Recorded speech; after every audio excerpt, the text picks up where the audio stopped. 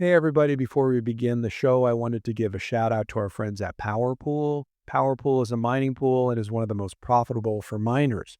So if you have one miner at home or a fleet of miners at scale, point your workers to PowerPool to enjoy the best payouts. PowerPool supports a number of algorithms, SHA-256 for Bitcoin, X11 for Dash, and others. And of course, we're focused and we care about the most S-CRYPT for Litecoin, Dogecoin, and now Bell's Coin, merge mining. Pointing your workers to PowerPool is easy with its simple user interface, and the platform also has all the reporting available that your operation needs. Typically, PowerPool extends a low 1% pool fee. However, if you register with the 84 million link in the show notes, you will lock in a sub 1% pool fee, which is excellent. Cheers, happy mining.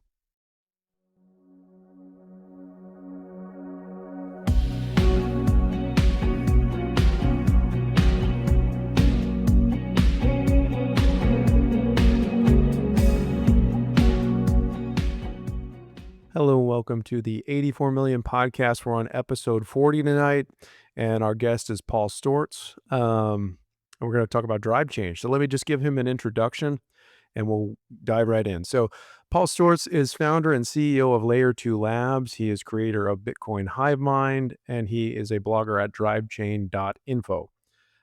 He's also the author of BIPs 300 and 301, which of course we're going to talk about tonight.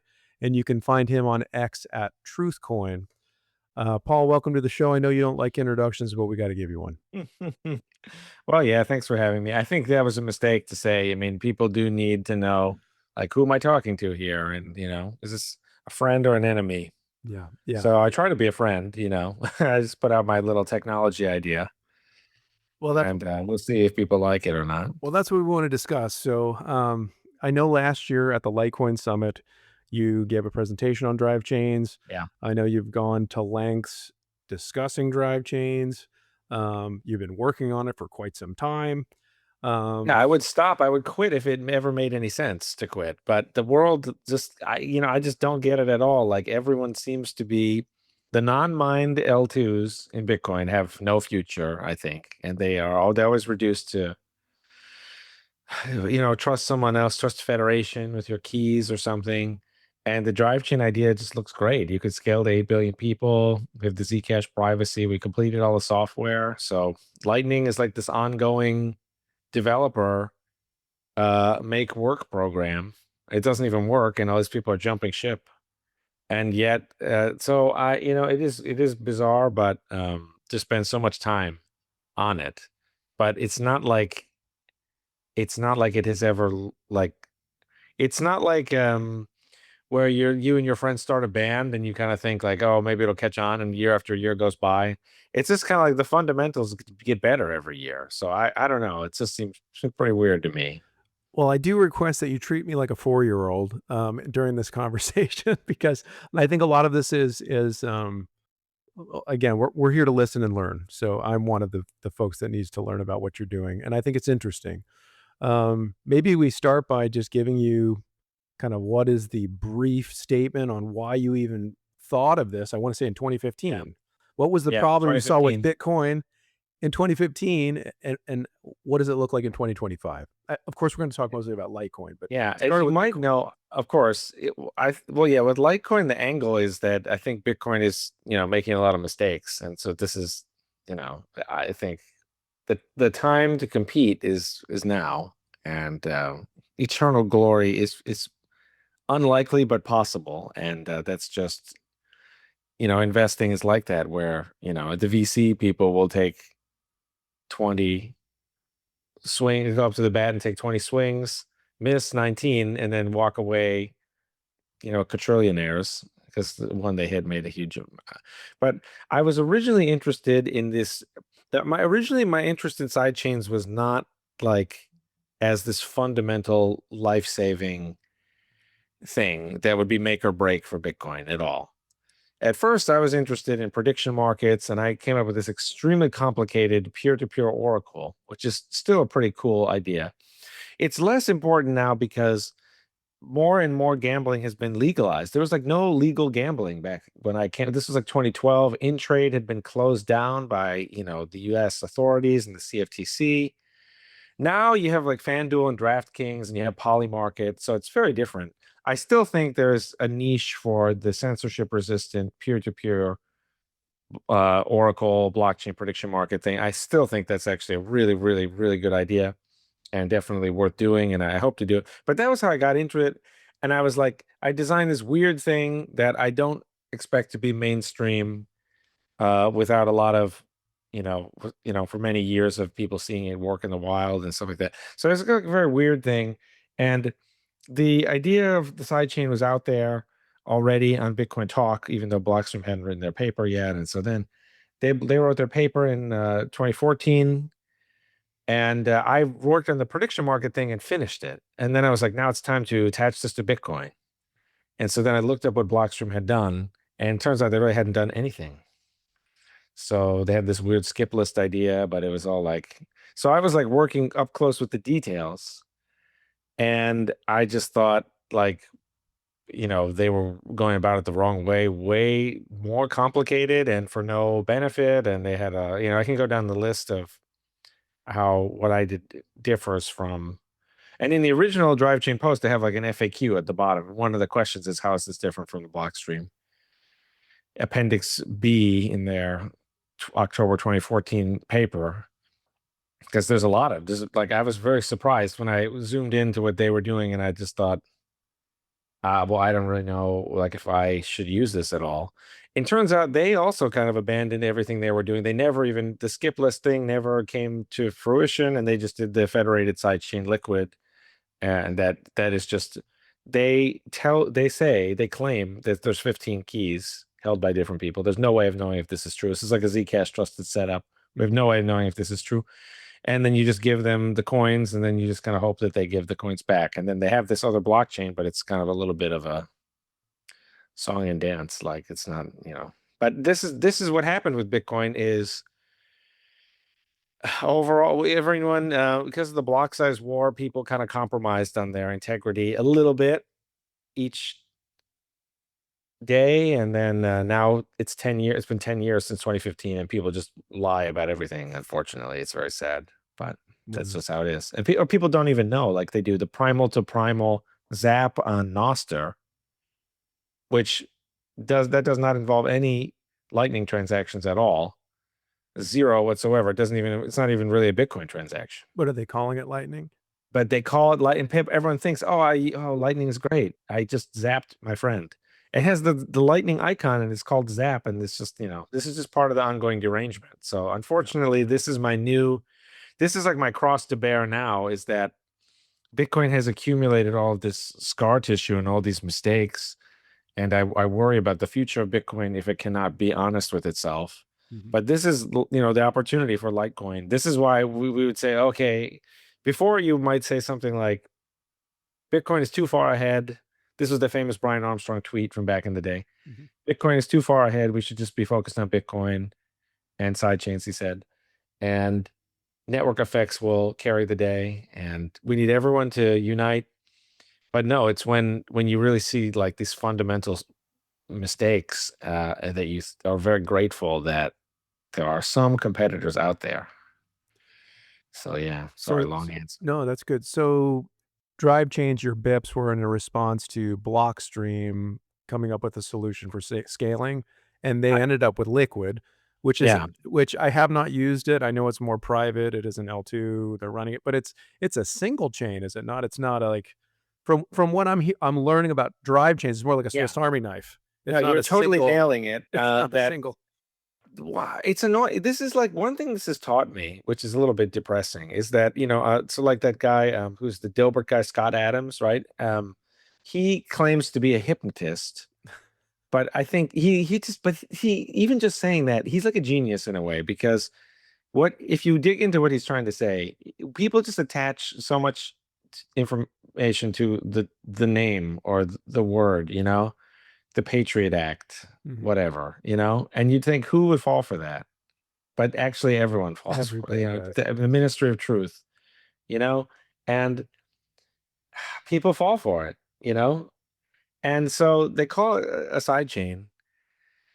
But as you say, the true sidechain idea is not like one piece of software. It is a general technique that you could just reuse. You could say we'd have the Ethereum drive chain or the Zcash drive chain, or we would have the whatever the Monero drive. It would be like a general technique. It's like saying that you're going to use like long division or something. But then they say Liquid is a side chain. And one of the questions I would ask, even though you're way ahead of me on this, when I would try to, you know, knock some sense into people, I would say, well, what am I supposed to do? Let's say I want to use Liquid or whatever the hell they're talking about to make a Zcash sidechain on Bitcoin. What do I do? Mhm. And then you just wait for people to answer, and they realize there is no answer, because the answer would be something like find 15 people again to be the multi-sig key holder on L1, and then just kind of like have them run Zcash in reg test mode and have them just process the deposits and withdrawals. And but you see that that answer is just completely equivalent to someone made a wallet and we're just giving them all of our money and we hope that we get it back. And the whole the Zcash sidechain part is not, it's not a fundamental part of the explanation of what's happening at all. It's just give the money to we just give the money to Visa or whatever, or just get in hope that you get it back. Give the money to Coinbase. Yeah. And you can see why that doesn't really have a future, because, well, there's so many paradoxes with it. It's like with Liquid, you could ask people, I've done this many times. You ask them, supporters of Liquid, there's really not that many out there, but you can find them if you look. And you can say, well, okay, you like Liquid. Liquid is just these 15 people. Would you agree that the security of Liquid rises or falls on the reputation of these 15 key holders? And of course they say yes, because that's true. Yep. And then I just ask them, okay, well, who are the 15 key holders? Did they respond to this? No, happen to know, Yeah. just because of pure chance and fluke and being in the industry for a while. I happen to know a few of them, and I asked, so I know some of them, but it's not publicly available information. And this is, partly to maybe stop them from being sued or harassed or whatever. So it partly makes sense, but it's also a paradox to say this rises or falls on the reputation of these people, and then they're anonymous cypherpunk identities that no one knows who they are. And you just kind of think, well, it just speaks to how poorly thought out it is. I hate to put it in those terms, but it's just like no one really cares about the substance, and that is difficult if you think that you have improved the substance a little bit. You just kind of think, ah. Yeah. So, and then there's, it wasn't even open source for a while, and it's kind of still not. There's like different components of it, and then one part is open source. What the fundamentally, it's not open source because you cannot change. No one can like no, it's weird because this is the hypnotism thing again. If I were to say out loud the sentence that goes like this, it says, no one can download the Liquid source code and then change it and then release their own version. Okay, that's technically not true, but people would be missing the point if they said, I could download some of a version that they say is what the real Liquid is, and then I could release my own version with my own 15 key holders. Mhm. But I couldn't change like the Liquid, network. It's not like where if I actually download, Ubuntu or something, I can change the font color or something if I want. Yeah. So it's all just, and then people say, oh, that doesn't matter, or it doesn't, whatever, It's like at a certain point, you have to just like, for my own sanity, I have to just say, I can't talk to these people anymore. I'm just going to release it the way I think it should be.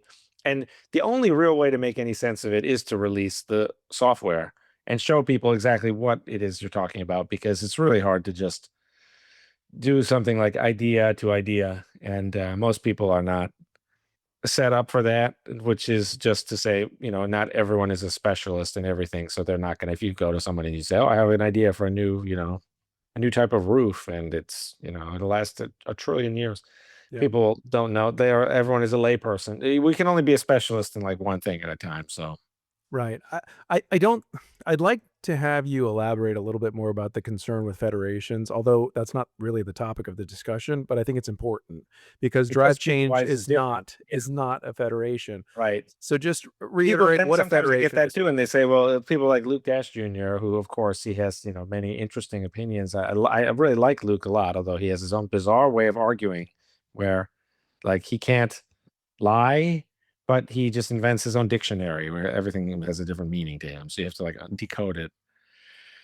But yeah, he'll say like, "Oh, the drive chain is just a federation of the miners or something," which this really misses the point. I think about like what makes Bitcoin, what made Bitcoin different than its predecessors that failed. Yeah. So Bitcoin had these predecessors: Liberty Reserve, uh, DigiCash. There were eGold, right? I can't blanking on all the names, but there were predecessors to Bitcoin, Mhm. and they all failed because they had one like a server that was responsible for it was just one piece of the thing. So, but usually the double spend, and so if they seize the server, the whole thing's obliterated. Bitcoin changed that around and said, you do not everyone is an equal peer on the network, and then the network state advances in a particular way. It's not like one person gets to do it. Anyone can do it as long as they meet the proof of work. Right. And the idea of miners as being I mean, this is going to get kind of philosophical now, and I don't know if I'm just but this is how I honestly think about it: is there is no such thing as a fixed group of miners. Like, that is a misconception.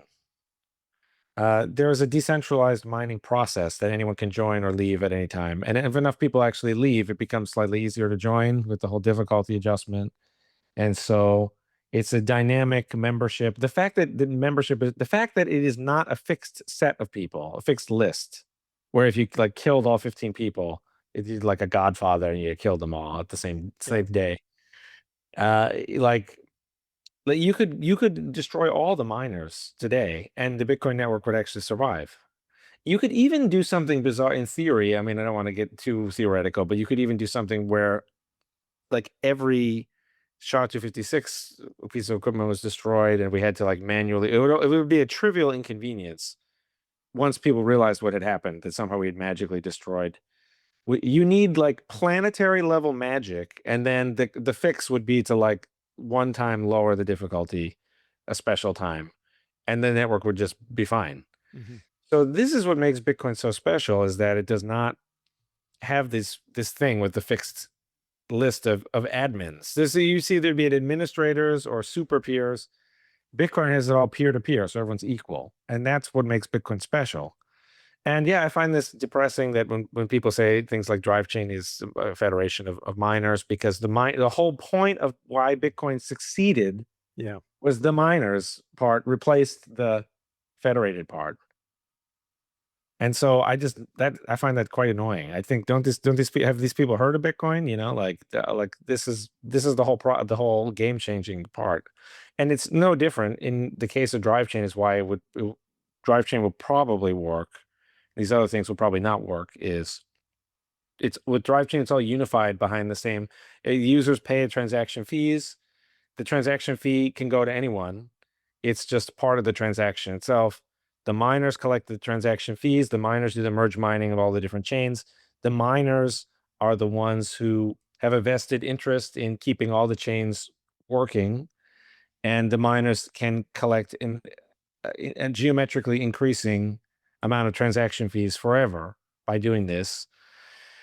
And again, when I say the miners, that is short for the decentralized mining process. There's not like, that's exactly what does not happen with Bitcoin mining. Is the transaction like pays a fee to the ARC supernode or the LN routing node. The fee is just part of the transaction. So you just have all this huge group of transactions, and you know that anyone could get those in the future. All the miners play the same game against each other Yeah. to do SHA-256 mining in Bitcoin's case.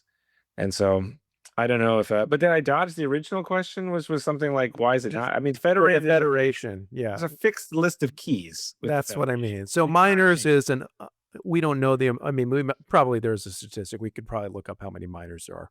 We can at least look up the hash power, do the math based on it. Yeah. It could be difficult, but it might be able to be, you may be able to do it. But I mean, you're talking about thousands or tens of thousands versus 15.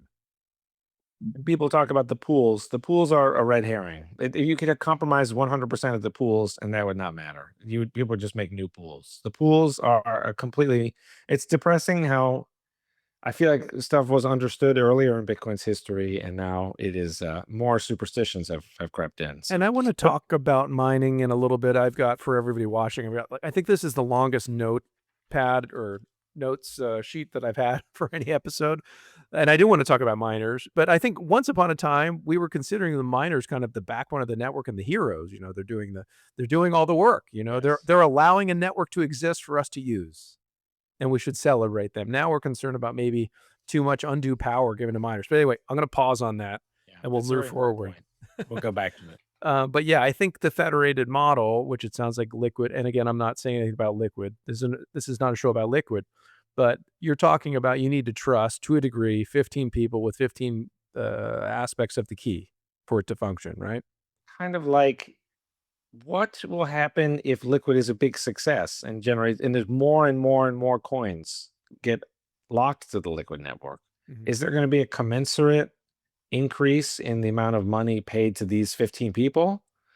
Turns out the answer is no. On Liquid, in fact, all of the transaction fees go to a wallet controlled by Blockstream. This is hard coded in. Now, of course, you could say like that's like they could easily change that. I think it does.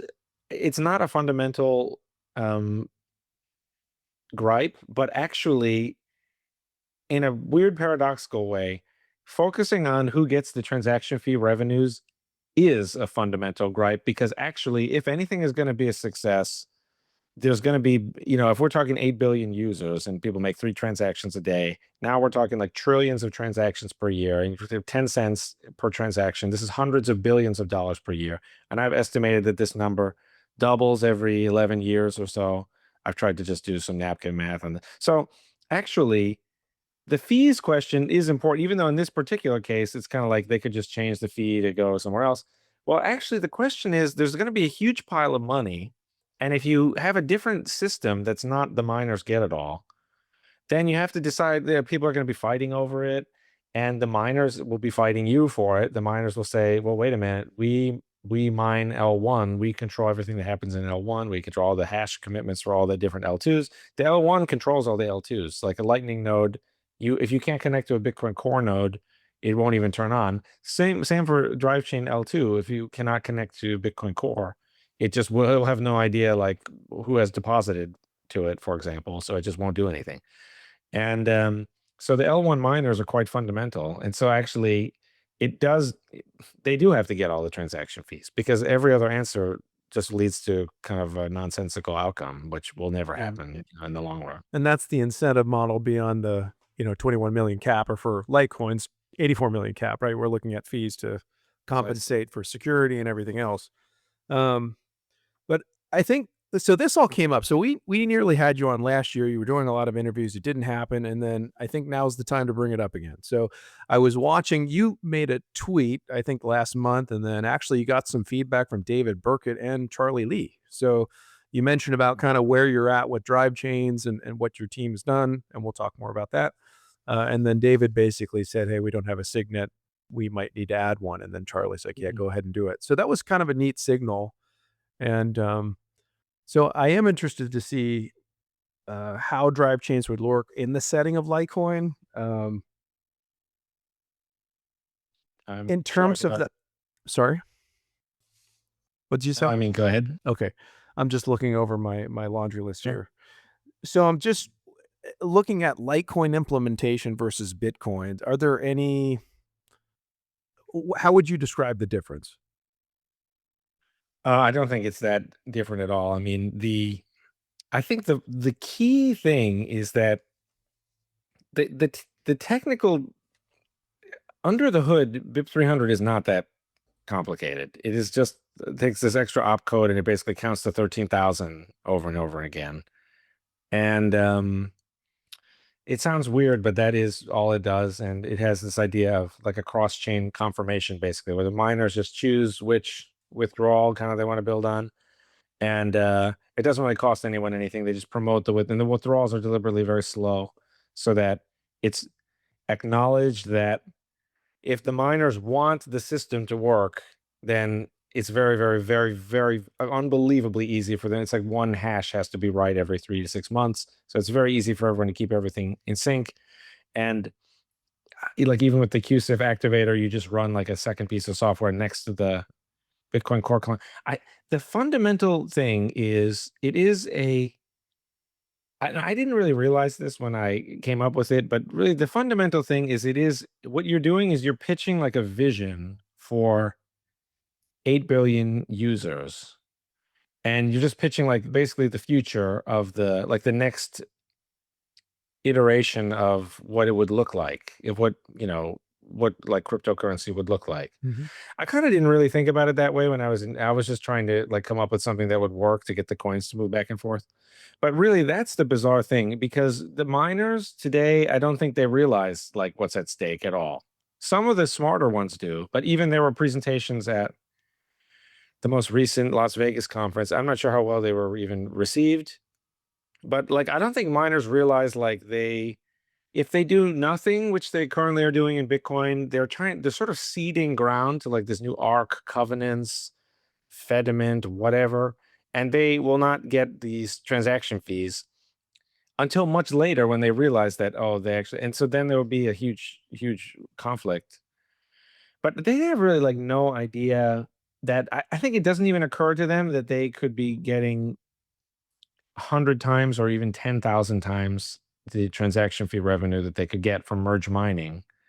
Um, and that this is like not only makes them more money, but is much better for Bitcoin and produces this more harmonious state of affairs where the miners have a relationship with the users and everyone from the influencers to the software developer, everyone's trying to get people to actually use the software so that they pay transaction fee and goes to miners, and miners have a ton of money. So the miners are not easily bribed or messed with. They know that their bread and butter is the user of the software. So eh, all of that probably sounds uncontroversial or just like worth trying, but this is actually so far outside the Overton window that I think most people can't even wrap their head around it. It's bizarre to say, but that's just been my experience. I feel like in the early days, though, that was like one of the early considerations was the miners are the backbone layer. I mean, again, we weren't thinking maybe about L1s or sorry, L2s, Yeah, there was no really early on, L2s there. But but Satoshi had a miners famous were quote, yeah, and he go ahead. said, I think in 20 years, he said this quote in 2010. So he said, I think in 20 years, he says, I'm certain that in 20 years, there will either be a very large transaction volume or no transaction volume. And he said that in 2010, 20 years would be 2030. So we're coming up on Mhm. it. Yeah, So makes that sense. he was thinking that at least. So looking at kind of block times, Bitcoin's 10-minute blocks, roughly speaking, Litecoin 2.5-minute blocks in terms of the time for confirmation. Then you have other Dogecoin 1-minute blocks. How do those impact drive chains and I guess the functionality? Are they all in Yes. tandem with layer one is my guess, but I don't know. Yes. Okay. So yeah, in drive chain, it is it's slightly better to have the faster block time, I would say. Mostly doesn't matter, I think. But Is there like a sweet spot though between 10 and 1 minute or yeah, I think the idea is with the benefit of having them infrequent. So what Satoshi did is with the 10 minutes. Now that the block headers are only 4.4 megabytes per year. And actually you can sync the proof of work of the chain with just that. So that's in the modern day, 4.4 megabytes per year is basically nothing, you know? And um, so that's definitely a benefit. The benefit of having the blocks more frequently is that it's a little bit, better user experience for the user. So my guess is that given that the internet speeds and the hard drive costs and everything have come down, that cutting it down is a little bit better. Um, Eventually, you can make it much too short, and at which point you're not really binning the transactions into blocks anymore, and then you lose the proof of work idea. You have too many like orphans, and you're not the whole invention. That's Satoshi's whole invention was instead of us tracking each transaction, which is not possible because the consensus will fork too much because of the speed of light and like transaction happens in Hong Kong and a different one happens in New York because the attacker has planned it out that way so that they're released at the same time. So that's not possible. But if instead you have a 10-minute block and the block header is only 80 bytes, to get 80 bytes around the whole planet in 10 minutes on average is very, very, very, very easy. So this was kind of the whole invention. And I would say that between 2.5 and 10 minutes is not a significant difference. I think but this, I think the temptation is certainly to make them really, really short so that it looks like people get immediate feedback when they make the transaction. I kind of think that's a mistake because if you really think about it, it has to be like nearly instant when you pay, or it doesn't matter at all. Like people used to compare Bitcoin to like a credit card where they could charge, the merchant could do the chargeback, or you could charge back the merchant like 90 days later or 30 days later in some cases. And people would do that. So that was the real apples to apples comparison, back in the early days of Bitcoin, back when people cared about the fundamental comparisons and things like that. But now it's more easy. It's possible to achieve like an instant payment even when the transaction is unconfirmed. And it's also the case that I think most people don't care because in most cases it doesn't matter. If you buy something in person, the person's there, or if you buy like coffee, your face is on the camera, the security camera, and they can call the police and have you arrested for shoplifting. If you do and of course most people aren't thieves, but that's not to say that they wouldn't become thieves. But I'm just saying like other types of things that you could buy, they can easily cancel.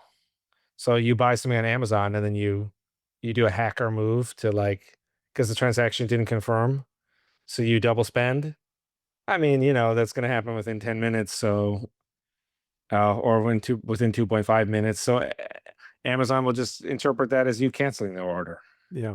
Yeah. So there's an enormous percentage, much more than 50% of the economic activity will not care at all about the block time being 2.5 versus 10 minutes.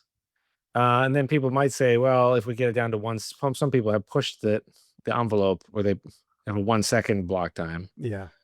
And that is a mistake. What you should do, if you really care about speed, you should be within the slower block universe, and you should build some special. There's plenty of actually special. People have come up with interesting ideas about you like float like a $200 bond, and then everything transaction you make, you link to that. And if anyone ever has evidence that you have signed something twice, because you have to sign something twice so they can bring the evidence and destroy. So now all payments less than $200 henceforth, you can credibly say that you will not double spend. And there's other types of things too. People have suggested you buy gift cards, you do bit refill or something. So you have your Bitcoin at the beginning of the month, you buy $200 Starbucks gift card or whatever, and then you're in the Starbucks system. So then they have the rapidly updated gift card transaction each time. Yeah. And now everything's fine. So there's many ways around this without destroying the L1 via a block time that is too fast. Yeah. But I think a good internet speed, so the 2.5 is probably closer to the sweet spot now. People have said stuff about like Satoshi was worried about undersea internet cables being cut and stuff, and this is how he got to 10 minutes. It was originally 15 minutes in the code. A little bit of trivia fact for you that maybe a lot of people don't know. You can go back and there's like a commented out line where it was originally 15 minutes. So the last minute made 10 minutes. Yeah, I want to say Charlie was at an I have to find this video to prove this. But I think at his MIT talk, he mentioned that Satoshi had made it up. And he thought 2.5 was more ideal. So it's interesting. I also think there's immediate broadcast, so you might not have the confirmation, but you can see the transactions already kind of, it registers immediately. The zero conf transaction hits your wallet immediately. Correct. So you have to then say I've never seen a transaction fail personally. I mean, it also depends completely on the relationship you have with the person. So again, if this is like your employer and you work for them, you get paid at the end of the month or twice, the 15th and the 30th of every month. like what, they're gonna. Yeah. You see what I mean? It doesn't make any sense. It's like Right. you just call them and say the payment didn't go through, and then you're either going to quit. I mean, he's either planning to screw you out of your last paycheck, in which case you're screwed no matter what. It makes nothing to do. It has, Bitcoin or Litecoin has nothing to do with it. And so it's, if you know the person, like there's a million reasons why it doesn't is misunderstood. Your case for drive chains as a security measure for the adopting network, okay, or a benefit to miners. We already talked about this a little bit, but yeah, just elaborate more on that one. Well, you're referring to the fact that the more money the miners make, the more money the miners must spend on mining, and so there we have. If we care about proof of work, Which we we do. want the miners to spend a lot of money on mining, Yeah. but the miners cannot possibly spend any more money than we pay them. Otherwise they will go out of business. So if the revenue is choked up, then imagine a world where we only spend all of the transaction fee revenue on the whole chain is 10 cents a year. Just this is like in physics, to take an extreme case just to make an example, Mhm. even if it's a little absurd. But you just say, well, it's theoretically possible that the block subsidy runs down to zero. All 21 million Bitcoins have been mined, or all 84 million Litecoins have been mined. And now everyone only pays so a lot of people pay 0 sats per transaction, or they pay almost nothing. And so it just adds up to 10 cents per year. Well, in this world, Satoshi really shouldn't have bothered to create proof of work, because what difference does it really make if you have miners out there spending, uh, you know, half of the network is spending 5 cents a year, and the other half is spending 4.9 cents a year on SHA-256 mining. Well, that's not real. Like it doesn't. We at that point we don't really have any proof of work. So it, like the idea of like a government attacker with a huge budget, or whatever, Russian mafia, just take your pick, Chinese government, US, NSA, whatever, just take your pick. Whoever it is, they're going to be able to easily, you want to keep, they will easily be able to spend enough money to like fork the network 10 trillion times or something and just stop it from operating, mine a trillion empty blocks in a row or whatever. So we want the much healthier thing, and the much more possible thing is to just try to continue to collect more and more transaction fees on not only the L1, but all the L2s, have them all be merge mined. Miners collect them all without doing any additional work. And then they can just do more work on the proof of work, the L1 hashing. And this is this scenario where the miners are getting very, very wealthy. They're constantly expanding their operations. They are pushing the boundaries on efficient ASICs, cheap power. They're scaling up and up and up. And this is a completely different world where they have the NSA meeting about, or the Russian mafia meeting or whatever, and they want to disrupt this thing, and they say, well, you know, we we don't have enough money, we don't have enough money to do that. Where it's like, or just maybe it's theoretically possible, but there's a big difference between Liberty Reserve, where they're paying all these people anyway, and they seize a server somewhere. Sometimes they just need to send an email or phone call, and they say, by the way, we are the government, and we'll destroy everything and imprison everyone if you don't cooperate with us by doing all this stuff for us right now. Mhm. Um, so there's a big difference between that and, okay, we now need like a Manhattan project. We need to build like, nuclear power plants and build like a giant thing, and we need to acquire all this ASIC chips, or somehow seize them or something, and then keep them plugged in, and then we're going to do a 51% attack on the Bitcoin network, and we're going to hold down the attack button, and we're kind of going to hope that they don't change the algorithm or something else. It just makes it like it's really a night and day difference between. Yeah. So we just want more and more transaction fees is better for everyone, and that means more loyalty to the miners, have more loyalty to the users. The users are, if we don't please the user in the long run, someone else will, and that the whole project will die. So So, these are the many reasons why we must focus on that. because it's network security, right? And How would you so and you mentioned merge mining. So Yes. obviously Litecoin is merge mine, right? It's S-CRYPT, not SHA-256, but it's got Doge merged to it. It's got Bell's Yeah. coin, a bunch of other. Litecoin is the host, It's the and host. Yeah, Doge is the guest in this case. correct. But together, miners benefit from it. I say that you can still mine S-CRYPT at home. I don't know if you can do that with Bitcoin because I know they're extremely expensive and it's like you're taking fractions. Like you really have to be professional grade mining for Bitcoin from what I'm seeing versus home mining seems to be a far off possibility for most. Um, S-CRYPT through merge mining and their ASICs aren't quite, they're different. It's still possible to run at home, although it's not as cheap, of course, as it was once upon a time with Core, right? Those days are long gone. But how would you describe maybe the S-CRYPT that has merge mining and that profit kind of model for the miners to drive change? I think merge mining is very difficult to understand because it's so cool that people don't believe that it's real. I was on Nick Carter's podcast at some point, and I described it as it's like you have a train, like a locomotive hauling a freight train, hauling a bunch of coal or something. And as you clip on more carts, the train actually goes faster, uses less energy. Mhm. And people would just think, like, how is that possible? And of course, if I think if people do understand it, But then they get excited it about it would and they be think, hard why don't to we just slow down. we got to maximize this thing because we got to like somehow the universe has given us, we've got this an opportunity to like, punch above our weight here.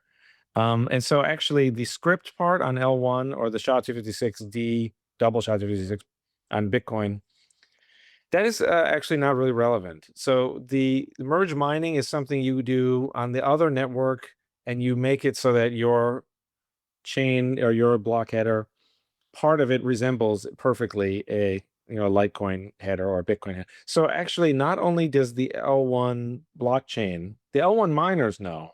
It's Mhm. kind of confusing They because there's do. L1 Yeah. miners and nodes, and then there's L2 miners and nodes, and it's a little bit confusing. Hopefully I'll try. I'm going to try to explain it. But the L1 the L1 nodes have no idea how many chains are being merge mined with them. The L1 miners know because they're getting more money for free. Correct. But the L1 nodes have no idea, and there's actually nothing you can do to prevent. It's impossible to censor or stop. It's impossible for like the L1 full nodes to stop the merge mining because it actually happens somewhere else. It's actually on the other network. It would be on the Doge node or whatever. Right.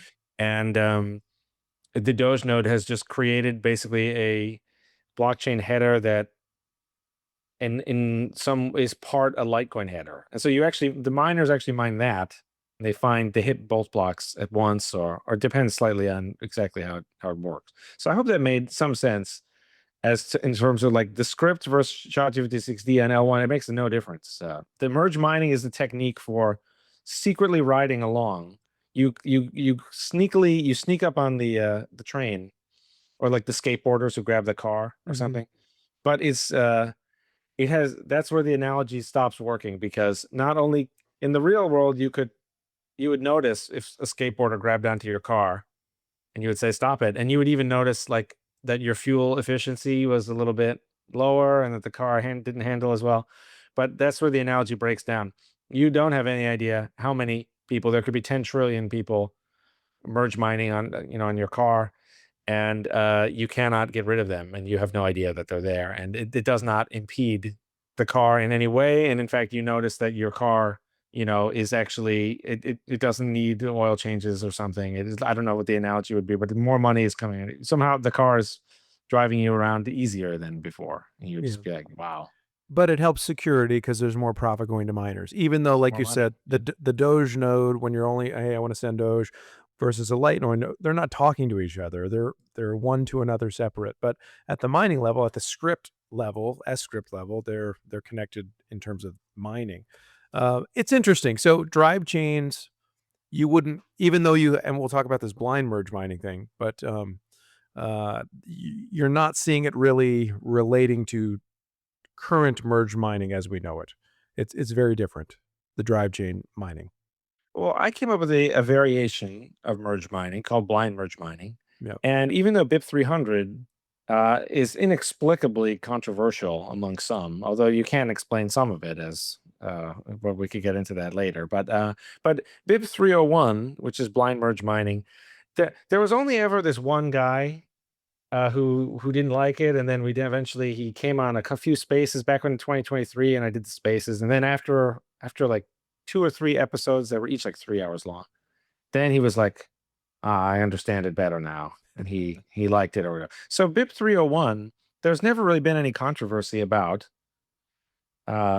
And in fact, it was used in Ruben Thompson's like space chains, like these other projects that actually kind of existed temporarily on Bitcoin. They're very, very unambitious projects. A space chain is kind of like a drive chain, but you send the coins and then they're immediately obliterated. So not only is there's no ATM machine like of the coins going back and forth, but there's just one way and then it's a black hole. So I thought, well, that's not that's not that great of an idea. But the point is, that this blind merge mining thing, I don't think there's too much of a big controversy about it. And in my view, it's very similar. The end result is very similar, but I can describe the differences if you like. Yes, do it. We've got time, as far as I Okay. know. The original merge mining was you would run like so like Namecoin was the first altcoin, and it was also the origin of merge mining. Satoshi invented merge mining like in 2010. Was it ever Because merge mined?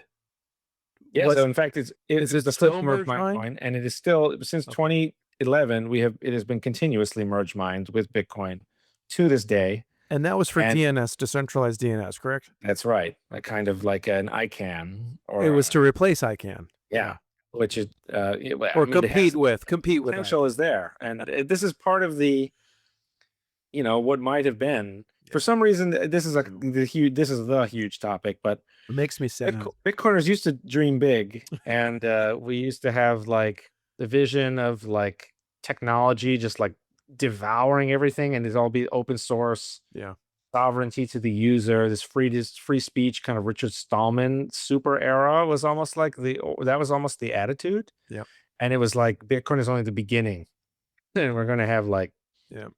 more contracts and etc. This was kind of vague. It was kind of half baked, but it's interesting that Namecoin was so quick off this is right in 2010. Mm-hmm. Bitcoin is still very, very, very small, and yet people floated this idea. And we can talk all about that if you want. But the point of this story is just that Satoshi invented merge mining to make it so that the two networks would share hash power. And it's a great invention. And I think it will end up, like it's the future of the blockchain model is to have And with an energy L1 consumption versus merge too, mining. right? Energy consumption too, because you're using the same amount of energy to secure two different products, if you will. Right. Yeah. You reuse the proof of work on all the merge mine. The merge mine ones are along for the ride. So they all have they all benefit from being very, very difficult to rewrite. Like the attacker would have to like rewrite the L1 to rewrite the L2. And now that's way harder. So okay, so the original merge mining was like the miners would switch from running the Bitcoin software to running the Namecoin software. The Namecoin software would construct a block that, as I said before, it was like the Namecoin block was like it contained a Bitcoin block in it. I'm not sure the best way to explain or elaborate on that. It's kind of like if you had maybe I'll just make something up right now and hopefully it'll work. But it's kind of like if you're reading Lord of the Rings, and then in the middle of it, there's like a Harry Potter chapter or something. And that's like Aragorn has a dream, but the whole text is there. So this is the clever technique is you found a Litecoin block, or excuse me, you found a Namecoin block, and then there's a Bitcoin block right in it. So maybe if you really only cared about the Harry Potter chapter or something, or you cared like 100 times more or whatever, it doesn't make any difference. Right. You're going to get both. And there's some other differences too. Like it's possible to find only a Namecoin block. In blind merge mining, it's not. In blind merge mining, you find the whole set. You must find L1, and then you optionally find as many L2s as there are as there were in that 10-minute period. But in regular vanilla merge mining, you could theoretically just find the Namecoin block by itself. And in fact, this is an aside, but it's very entertaining, which is that Namecoin with vanilla merge mining, something very unusual happened in 2017 when Bitcoin split from BTC and Bitcoin Cash, Yeah. which is that they did this kind of weird thing where one had a high difficulty, so miners switched to the other. They rushed to the other and then mined a lot of BCH blocks and then back to BTC. So there was like a kind of like a seesawing. Interesting. And what happened at that time was that Namecoin could skim the top of each of the two networks and switch back and forth. And as a result, Namecoin had by far the highest hash rate out of any blockchain in existence at the time, because because the hash rate. So Namecoin would be paid out to BCH miners then too. You would find a BCH block. If you're paying careful attention, the miners would find the BCH block. Since this is now easier, each case, I would love to explain it all. I hope that people can follow this. I hope it's not. I am very interested in this, so I hope that people can follow it. I find it fascinating, but I'm worried that people get confused. But basically, the miners have the market price and the difficulty to worry about, and the difference is the profit. So the market price is like their revenue. So if they get like 50 Bitcoin blocks back in the day, 50 Bitcoin blocks, and a Bitcoin is $1, they get $50.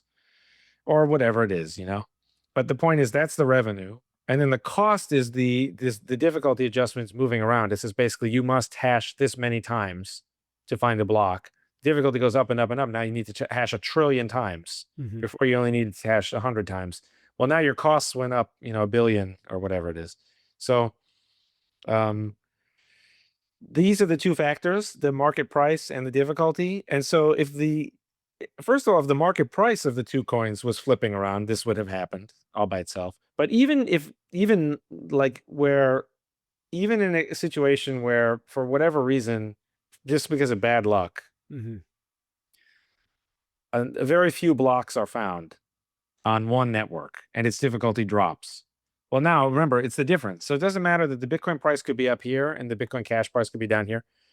They could be in equilibrium where each of their difficulties adjustments has brought them into a total equilibrium. But now one of them has a lower difficulty. Well, all the miners will switch over to the lower. Yeah. Now, when they do that, the difficulty is about to get, in 2016 blocks in Bitcoin's case, the difficulty is about to get a lot higher. Yep. Now, and the other one will fall. Unprofitable. So there's this weird thing happened. Yep. When they hit the BCH block, they found the BCH block at a lower difficulty. They could sell it for cash or whatever. They also found a Litecoin. Oh my God, I said the wrong thing. It's okay. They also found a Namecoin block.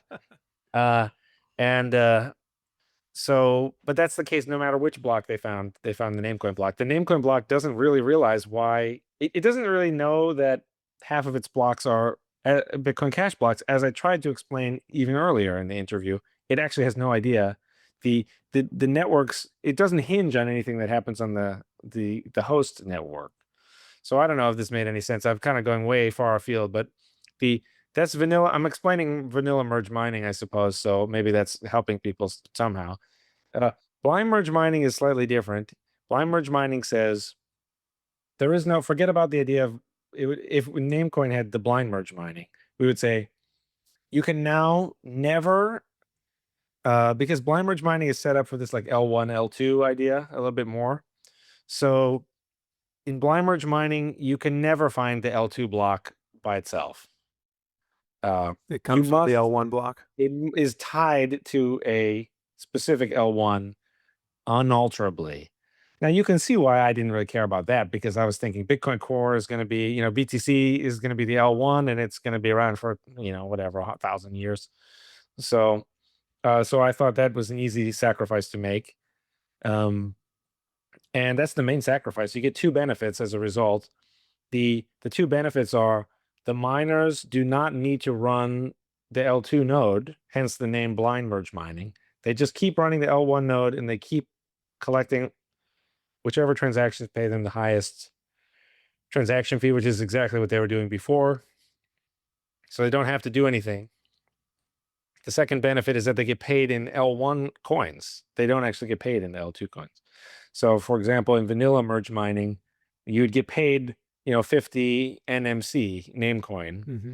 And then this led to situations where the miners were kind of collecting, because eventually, that not by 2015 or so, there were like 15 or 16 merge mine coins, and the people like Slush Pool would automatically sell them for you, and you just like be accumulating these coins, and you're kind of like, do I want these coins? What do I do with these coins? Like, is this just like a trick to? And so people kind of didn't really want that. Um, and it's worth emphasizing about the running of the Namecoin node, about the blind part. Um, in the past, the Namecoin software was a little bit more, had more bugs than, it wasn't, there wasn't as many eyes on it as the Bitcoin Core software. So if the Namecoin, software application would crash, you might have to like start it up. Like maybe you catch it immediately and you just start it up, but this could be 6, 7, 8 seconds of time.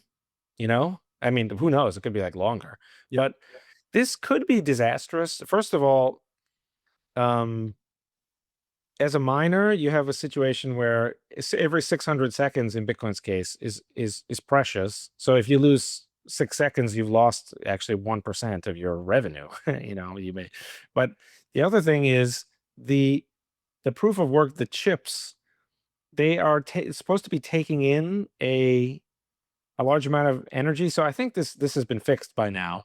But there were cases in the past where someone ran a huge miner, the software crashed, they restarted it, but in the 7 or 8 seconds it took to turn back on, all the ASIC chips were just sitting around and they were not getting any instructions, but they were still being fed power. And so all like, the capacitors just filled up and they just like exploded and caught fire or something. Interesting. So they can fix that now to just have them mine nothing, so that they don't explode. But it does just speak to the idea that why run this risk of running, why not run Bitcoin Core, or why not have the mining pool just do a Bitcoin Core and have everything very tight. So that was maybe a little bit, but that's a the differences between vanilla merge mining and blind merge mining. I could explain a little bit more about under the hood about how it works. I'll just say one sentence though, Hmm. which is basically what happens is someone else on the L2, they assemble the block paying themselves the transaction fees in the Coinbase as if they were a miner of this. And what they do instead is they bribe on L1, they make a special transaction. They basically bribe they say, I will pay this amount in transaction fees, but only if you put this particular hash code like in the Coinbase on L1. So it's all about this one transaction that is either fill or kill. They have to put it in or just discard it. And this encourages many, many people to try this because you're running the L2 node anyway. So you just say, well, I'll just try to make the block, and the block is worth $100 or it's worth $10,000. I'll pay $9,500. And either they will accept, I'll pay 9,500 on L1, but I'll get the block. I'll get the L2 block and I'll get 10,000. They'll either accept or they just won't, and I'll be unharmed. I'll be exactly as it was before. So that's the broad stroke of how it's different.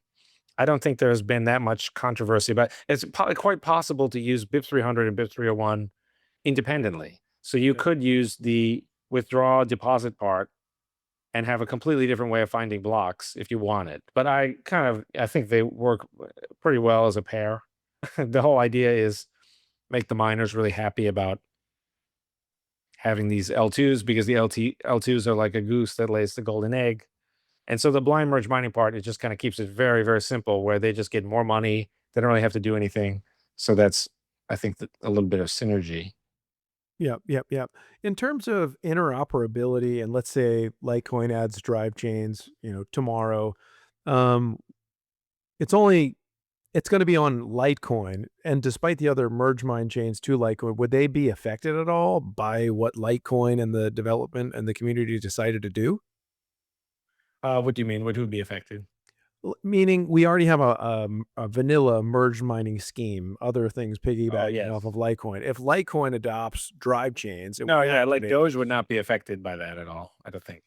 I Okay. mean, of course, there's And the what indirect effect of like, what that's is the final destination of this whole industry? Mhm. So in my view, the final destination is like one dominant coin, the small block L1, and has all these different large block L2s of all shapes and sizes.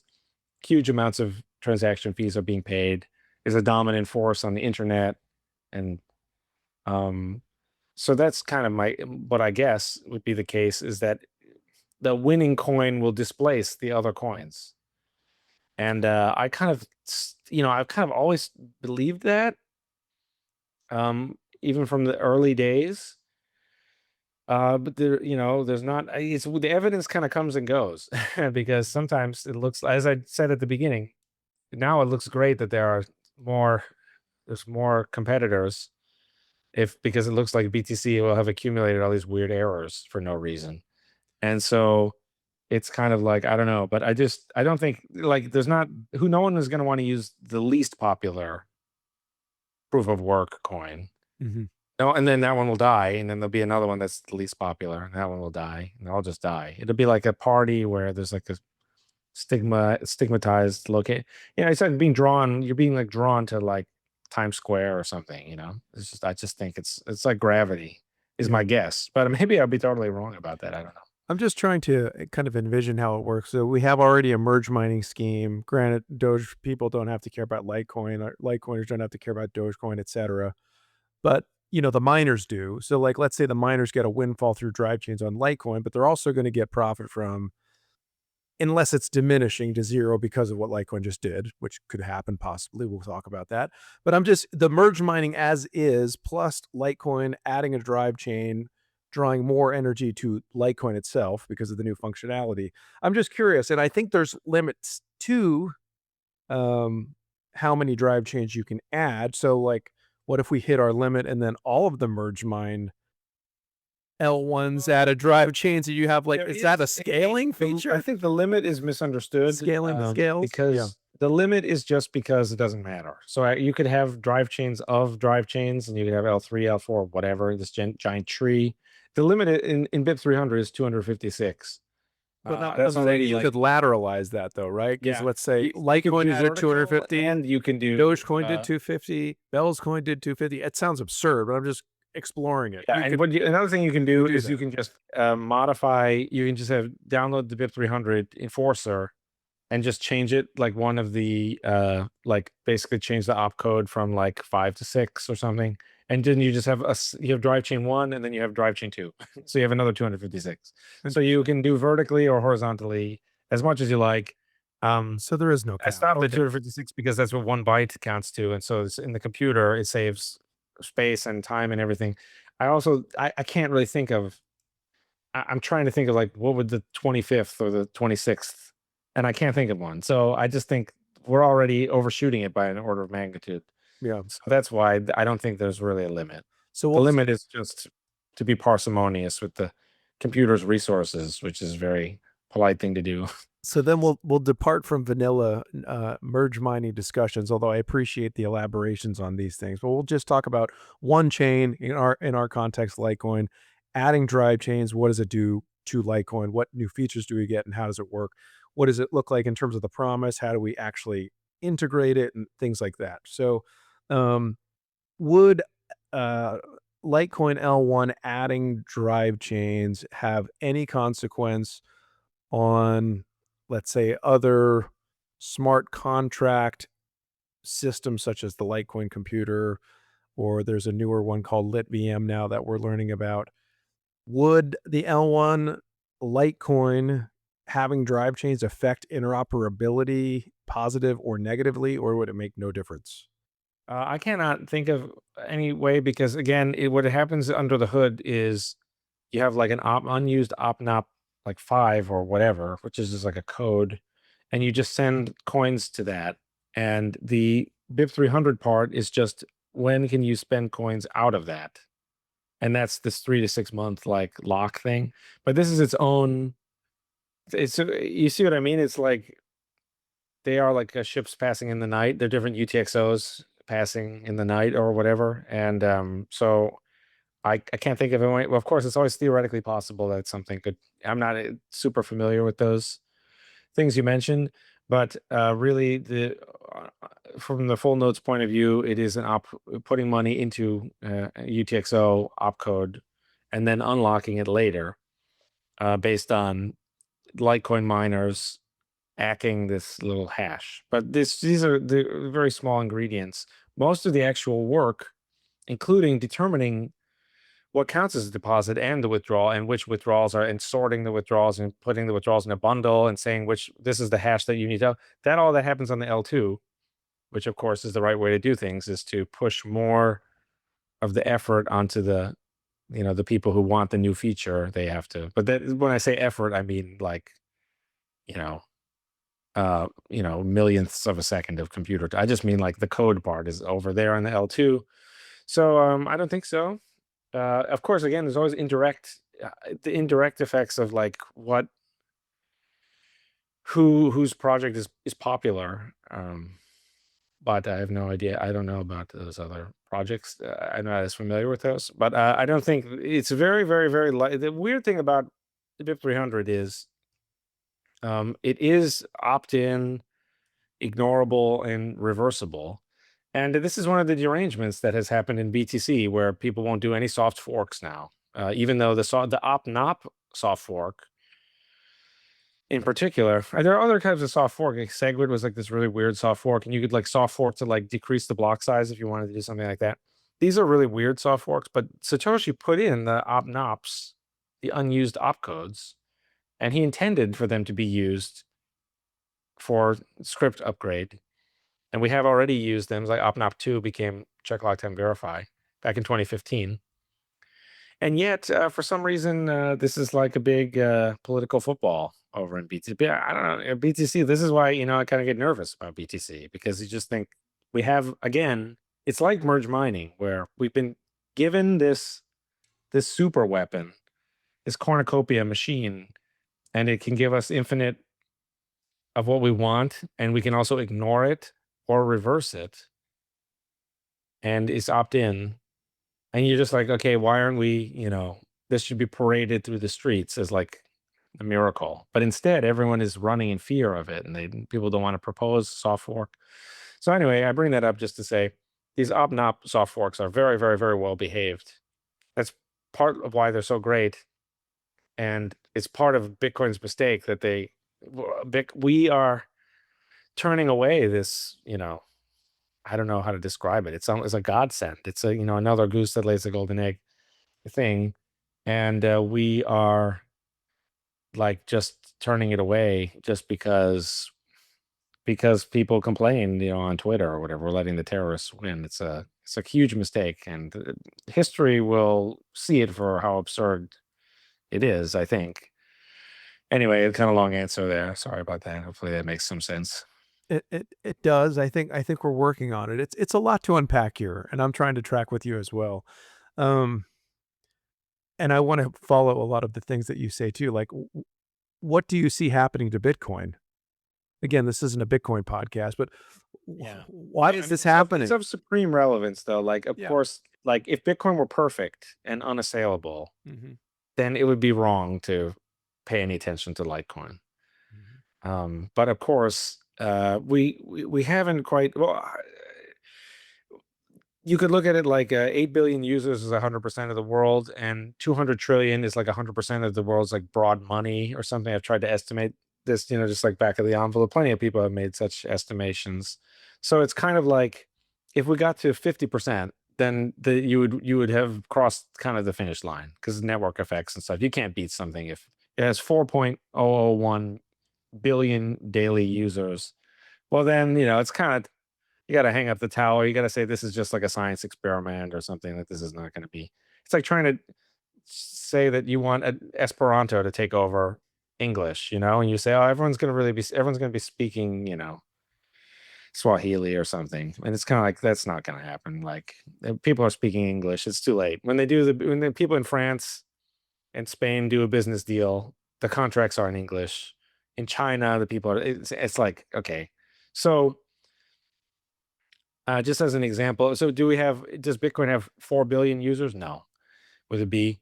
Does Bitcoin have a 100 trillion market cap, which would be like half, making it halfway?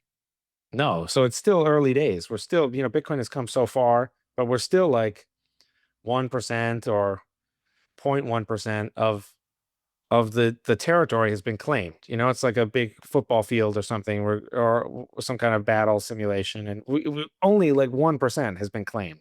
The rest is like 99% fiat. So that's, you say it's not a Bitcoin podcast. The only reason I bring that up is because to say, well, actually, it's early days, and Bitcoin has this huge lead, and I do worry that it has become totally complacent, and it Yes. now has this belief that it is just indestructible, That's what I was getting at. Yeah. and so it just thinks that it can't be destroyed at this point. And one of the things that I try to say, it's again to knock some sense into people, I say, well, you know what? If Bitcoin is unstoppable, that would be great. You won't hear me complaining. That would be phenomenal. And if it does, then you don't have to worry about drive chain or anything else. You don't have to worry about lightning. You don't have to worry about whatever. Right. Because hey, where it's just a straight shot from here from 0.1% to 100% or 51 or whatever. My point about the 51% is that if you get to 51, you really are going to get to 100. It's like you've reached the tipping point. Mhm. It's like Rome destroying Carthage or something. It's like that's it. It's over. It's not going your way anymore, and it's over. So if you get to 51, you will get to 100. I think if something goes from being created in 2009 and then goes to 101 trillion, why it's not going to stop it? Like it's not going to get to like 105 trillion and then stop. It's going to obliterate everything in its path. So that'll be the end of that. Um, so that's why I bring that up. But this is what people think. They think we basically have already reached that point. So even if we had reached the market cap, that could also be a mistake, right? People could be under a misapprehension. This has happened all throughout financial history and business history, where the bigger they are, Yeah.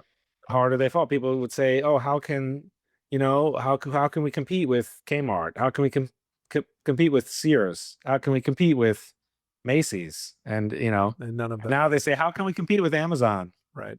Yeah, just wait. So it's over and over again. These things get obliterated. People thought, who's gonna? At one point, I remember Milton Friedman made a joke about Kmart. People were worried about Kmart buying Sears, and then it was like Sears would buy Kmart. It was like they had flipped the. I don't remember the exact wording of the joke, but anyway, I bring all that up just to say that Bitcoin has become complacent because it's in the lead, but it is not in the lead enough. And I think enough complacency will destroy anything. And you can look at the unsinkable Titanic, you can look at the fall of Rome, and Absolutely.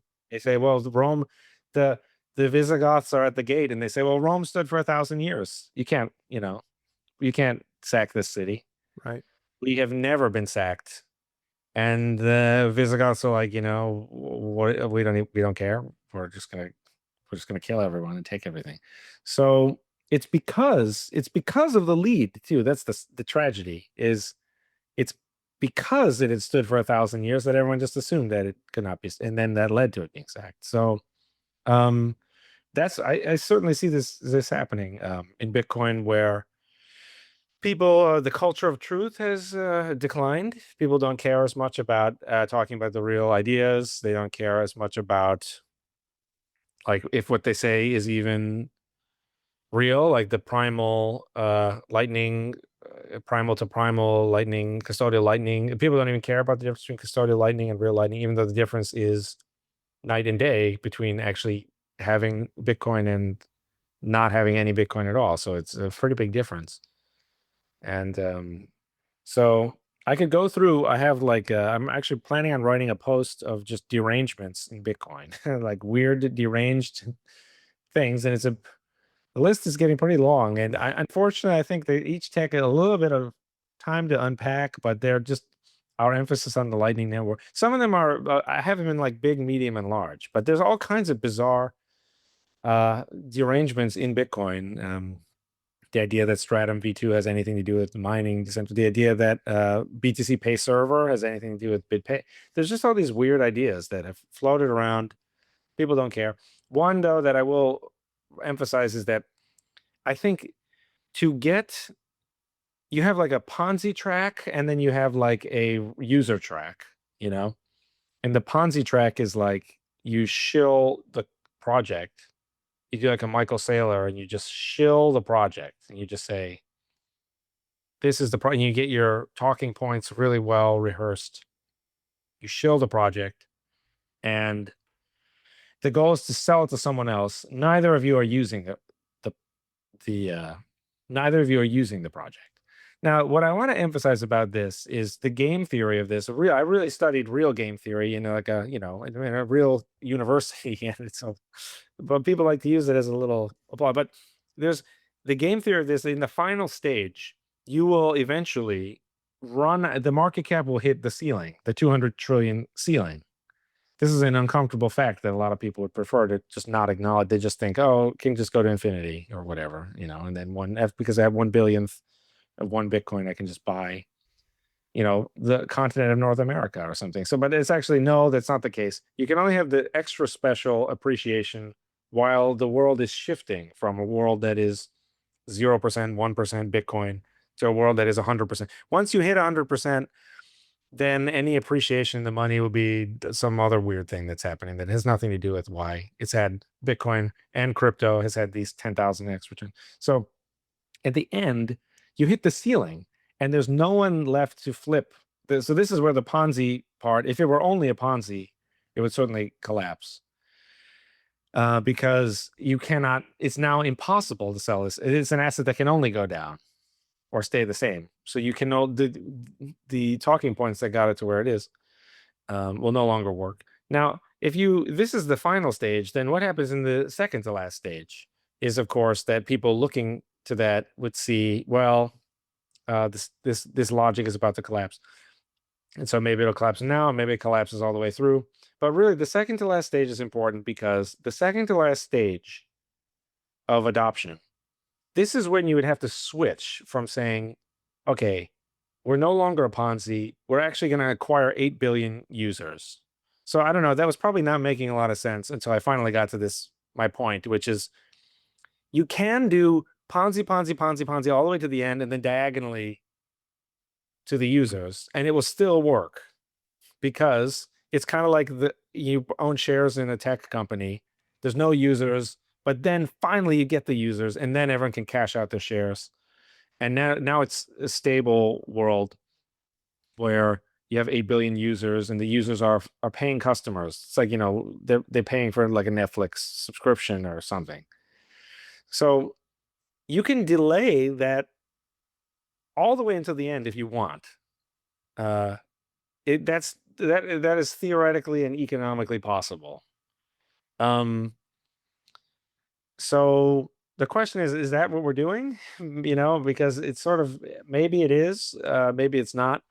Of course, Saylor et al. Seem to de-emphasize the actual users, and of course, custodial Lightning is not acquiring 8 billion users. That is just papering everything over. The people are really using, their Visa credit card or something to pay. They're not actually using the idea. And to just wrap this finally up and to say what my point, sort of actually is that at the end of the day, the 8 billion user part is the life or death. You can delay it, but you have to pull it off at some point. So, but in Bitcoin, this is now seen as like uh, another thing to point out about this is it's not only is it very difficult, not only is it so essential, but it's also very difficult. It's very easy to just go on stage and give your little talk and have AI image slides or whatever, and just have your talking points. You can see how it's like from very far away, it's very vague and it's very abstract, but then actually building software that works for 8 billion people is really, really hard. Yeah. I compare it to like Theranos sometimes, where like the marketing team at Theranos, and they were all so happy, and then the product people are working on this blood machine and it doesn't work, and they're all miserable. And then that one guy took his own life, that one Stanford professor who worked there. So you see, it's so tempting to just be the show, but that's, so I've rambled a little bit there, but these are some of I bring that derangement up in particular. That's one of the big ones.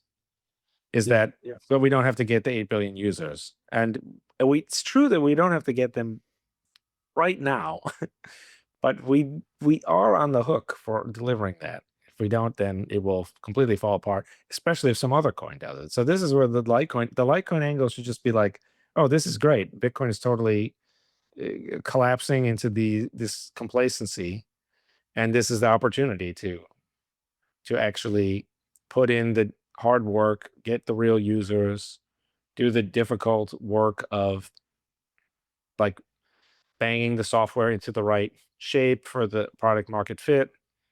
And but yeah, it will be, of course, it will be very difficult to beat the network effects of Bitcoin. But these network effects are also what is making Bitcoin so complacent.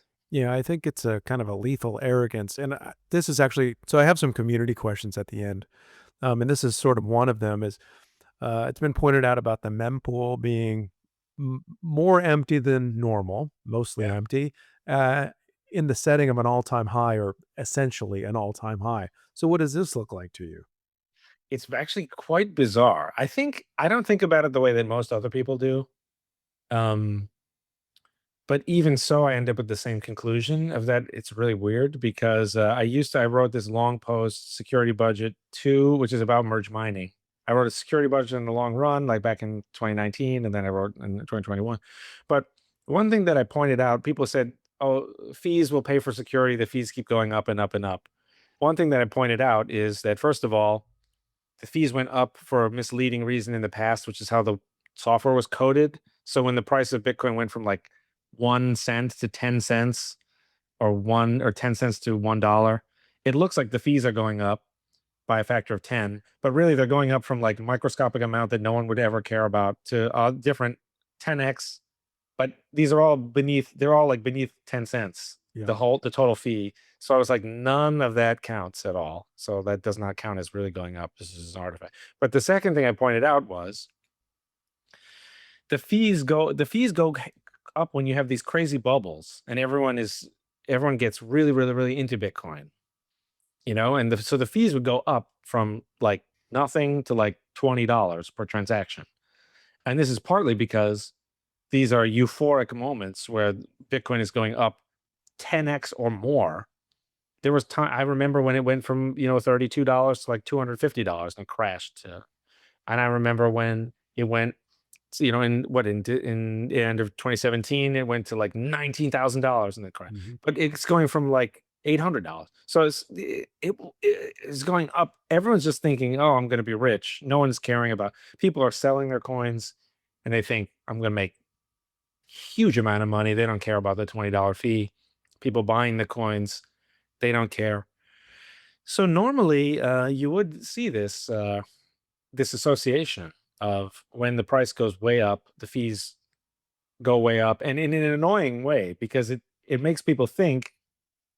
People that I've had some disagreements with in debates that people can look up and listen to in the past, Dan Held and these other people, they're perfectly nice people, of course, but they say something like, they plot like a trend. The trend is like 000 punctuated by like 4 or 5 episodes where the price is skyrocketing. And then, oh, the fees were $5 for like a month here, or the fees were $10. Oh, the fees were like, and these are all, again, this is exactly the kind of thing that cannot happen once you hit 200 trillion. This will never happen again. We'll never have the euphoric Yeah. speculator fee bump, and that is completely temporary. And I had the Sisyphus guy rolling the boulder. I was like, okay, the fees go up, but they don't. These aren't real. These are not people like using the network to like buy food. This is a completely different type of thing. So now, not even that is happening. Right. So that's why it's weird to me. Other people will just point out, hey, no one's using Bitcoin. We've lost our way because we don't care about users. All that's perfectly true. It's hard to say, like, because even still, 2,000, you can fit about like whatever, 2,000, 2,500 transactions per block per 10 minutes. And that's actually kind of a lot, really. So you still have a lot of you. It's hard for me to really say like where are the usage numbers, but you can look at other people, like you can look at Bit Refill, or you can look at like a Pork Fest. They just had something where they said who has Cash was the number one. Yeah. It's like 60%. So they publish that, and then you can see, oh, where does Bitcoin rank, um, year after year, and it's like the bit refill data is very reliable, I think. Um, What about the so BitPay data? I think BitPay is, well, yeah, BitPay is another one of the derangements. So, but like Yeah. we had this great thing where you could They point didn't to, rebrand it yet to LitPay. I'm wondering why. It's been 18 months. yeah, that's a good point. BitPay I thought was the most important when I first like was getting into Bitcoin. And then my friend and I, we went to New York City and we went to the Javits Center and they had the BitPay. And I shook Mr. Galipi's hand, Tony Galipi's hand, and I was like, "This is the most important company in Bitcoin." So I was either very naive or something, but I just couldn't believe that. I was like, they cracked the code completely. You can go into your favorite store, your restaurant, then you can say, "Oh, you should accept Bitcoin." Now, pre-BitPay, this was so psychologically traumatizing, so stigmatizing, as to be basically like I would never do it. My friend tried to do it, but of course, this is the most awkward conversation you'll have in your entire life. I don't know if And anybody bothers anymore. It's kind of sad. At least we physically tried. Yeah. But with BitPay, it smoothed the whole thing over like Yeah. 99.9% because you could go to the merchant and say, "Oh, you should accept Bitcoin." Ha, I know it sounds pretty weird, but you go to this website, BitPay, and they will give you cash, US dollar cash the next day. And they're doing a promo. I was to say, I don't know. They did this promo many times. I just told everyone that they were doing this promo. I don't know It when might they still go on. started or stopped, but the promo is something like first $1 million of transaction fee processing is free, and you get cash the next day. And they do customer service, and they have all the software you need. You don't pay any fee, none, zero. People couldn't believe this. Oh, I get cash the next day, Yeah, and so this compelling. was like the thing to orange pill people. And I was like, this is, well, this is amazing. And now who could say no to that? Like, of course, you have to invest a little bit of time, but if you have crazy Bitcoiners who are in your area and you just put out the little BitPay sticker. And so I just thought, yeah, I thought BitPay was just like part of the, like the victory coalition. And I just thought this is like just going to dominate everything. Of course, there was many historical and other details kind of interfered with that. But yeah, BitPay was like again. This is like it's much more rational. It's like a scientist who cares about empirical tests versus one who's just kind of ivory tower theorizing. The one who cares about empirical tests, it kind of keeps you a little more honest, So when you have BitPay and you have real customers, you have real users, you have real people who call customer support, complain when something breaks. This just keeps everyone more honest. This is all just very more reliable. This is like, so yeah. So if you're about to tell me that BitPay is skyrocketing, I check in from time to time, and I know that Litecoin is very popular on like Bitrefill and stuff. Yeah. So I check in from time to time. But yeah, that would be a very, very good sign if Litecoin payments on BitPay are geometrically increasing. That would be, and especially if they are, eclipsing BTC. This would be a good sign. Yeah, the last That would be 18 plus months, it's been number one. And it narrowed the last month pretty much neck and neck, but that was about the only time it broke the trend. So it's impressive. Yeah. Yeah. It's another interesting thing about BitPay is that it can be, people used to use this phrase and it was a stupid phrase, but they're like blockchain agnostic or whatever, which is that it can just take anything in and pay them out with cash. So now the merchant can just accept whatever they want, Cardano or something, it makes no difference. So that is also that's good for everyone. In particular, though, that is even better for whichever coin is the number one coin, because now they're all equal on some other thing, and so then it just magnifies the relevance of whatever they're not equal on. But yeah, I mean, it's going to be users at the end of the day will be how it Yep. shakes out, I think. Yep. Back to drive chains. 84 million is the total supply of Litecoin. If drive chains are added to Litecoin, explain to all of us how that will not be in jeopardy. There will be no inflation Oh, well, introduced. if you think about it, there's already the Litecoin node already will reject a transaction that just counterfeits Litecoin. So in Drivechain, you just on L1, you send some of the Litecoin that already exists to the OP-NOP5 script, and then sometimes the script unlocks and sends it back to pay the script hash or something else. So even though on the L2 there is a second blockchain, and that blockchain is programmed to watch for the deposits on L1. Again, where the deposits are just means locked into the script on L1. There's no sense in which the coins physically leave L1 and go to L2. That's kind of like not possible or whatever. But that's in the abstract sense, that's what happens. I mean, think about it. Like, what if I told you, like, you go to an ATM and you withdraw a $20 bill? Like, there's no sense in which like a $20 object has like transferred like from your checking account into the real world. You know what I mean? Mhm. That's like not really what happened. But what did happen is $20 was sealed in the vault of the ATM, and now it's out there for you to use. And you had a number in your checking account and you subtract 20. So, the coins are not physical objects. They don't really leave L1 and go to L2, but that is what happens anyway. That is actually the explanation, the true explanation of what is happening. But but on L1, the coins go into the script and then they come back out. The L1 doesn't see what happens on the L2. It's theoretically possible to program an L2 in a really terrible way, and it like has inflation over there. And then what would happen is that L2 people would withdraw from it, and it would, because only the first few people will get their money. You know what I mean? Like if Do you a had a run on it. counterfeit $20 bills, but there's only in the checking account, this, I don't know if this analogy makes any sense, but there's only the checking account world only has $80 left, and so everyone's going to run quickly to try and get, and then everyone else will get none. So that won't happen in practice. But the L2, the coins move from the L1 to the L2. So especially if you're going to be someone who never uses any of these L2s, which is the situation you're in right now, because they don't exist, they have drive chain L2s. Right. Then certainly you don't have to worry at all about any inflation.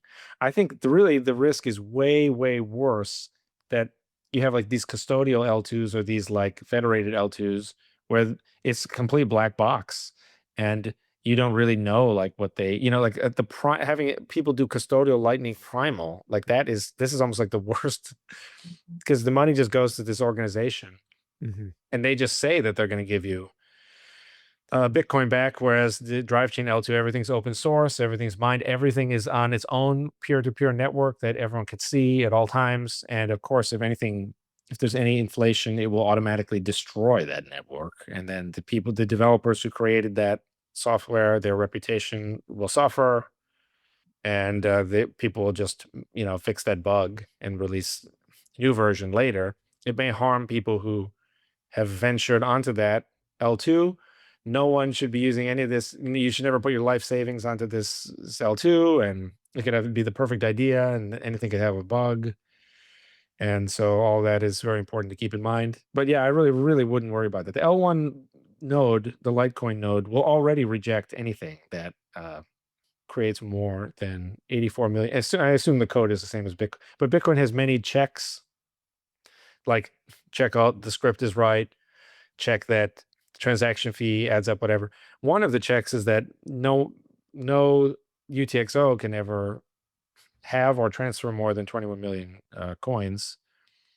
If everything else in the blockchain is working perfectly, that could never possibly be triggered. Of course, there was one bug one time where it was, but yeah, I mean, yeah, I really think that no one should worry about that. Among the list of things to worry about, that would be near the bottom. What you really want to worry about is, uh, will Litecoin grow enough to be viable in a world where you have all this open source competition, and this is a network effect, winner take all situation. So you got to worry about that with like 80% of your worrying should go to that. Mhm. and it really will not. But again, all the soft forks are opt-in, reversible, and ignore. This is just part of like the soft fork is this magic thing. It doesn't touch any other Yeah. part of the protocol, and it's you can just ignore it. So this is just part of fear of the soft fork is really misplaced. The Yeah. soft fork is very, very, very safe. I know that it's complicated and it makes people nervous, the idea of maybe changing the protocol. The soft fork doesn't change the protocol though. It actually leaves the old protocol exactly where it is permanently. So it does do something new, but actually the word change is not quite the best word. It is new, but it is actually leaves the old thing exactly as it was. So anyway, that's kind of a rambling answer, but I really wouldn't worry about that at all. Yeah, we do consider it, and, I mean, I know even when we activated the Mempool extension blocks for optional confidential transactions, that was into consideration. Would this somehow introduce inflation pegging in to pegging out and Do you things think like that? this is good? I mean, And it's it's good to not. have It's not, aren't but we wanna keep the principles. you want users to be to care about, to understand and care about the issues. So I'm kind of two minds about it Yeah. because I think that this is the end game. You have to have users who run a node and who actually understand what the node sort of is doing and why things are the way they are and why the supply is fixed. And so that is absolutely the case.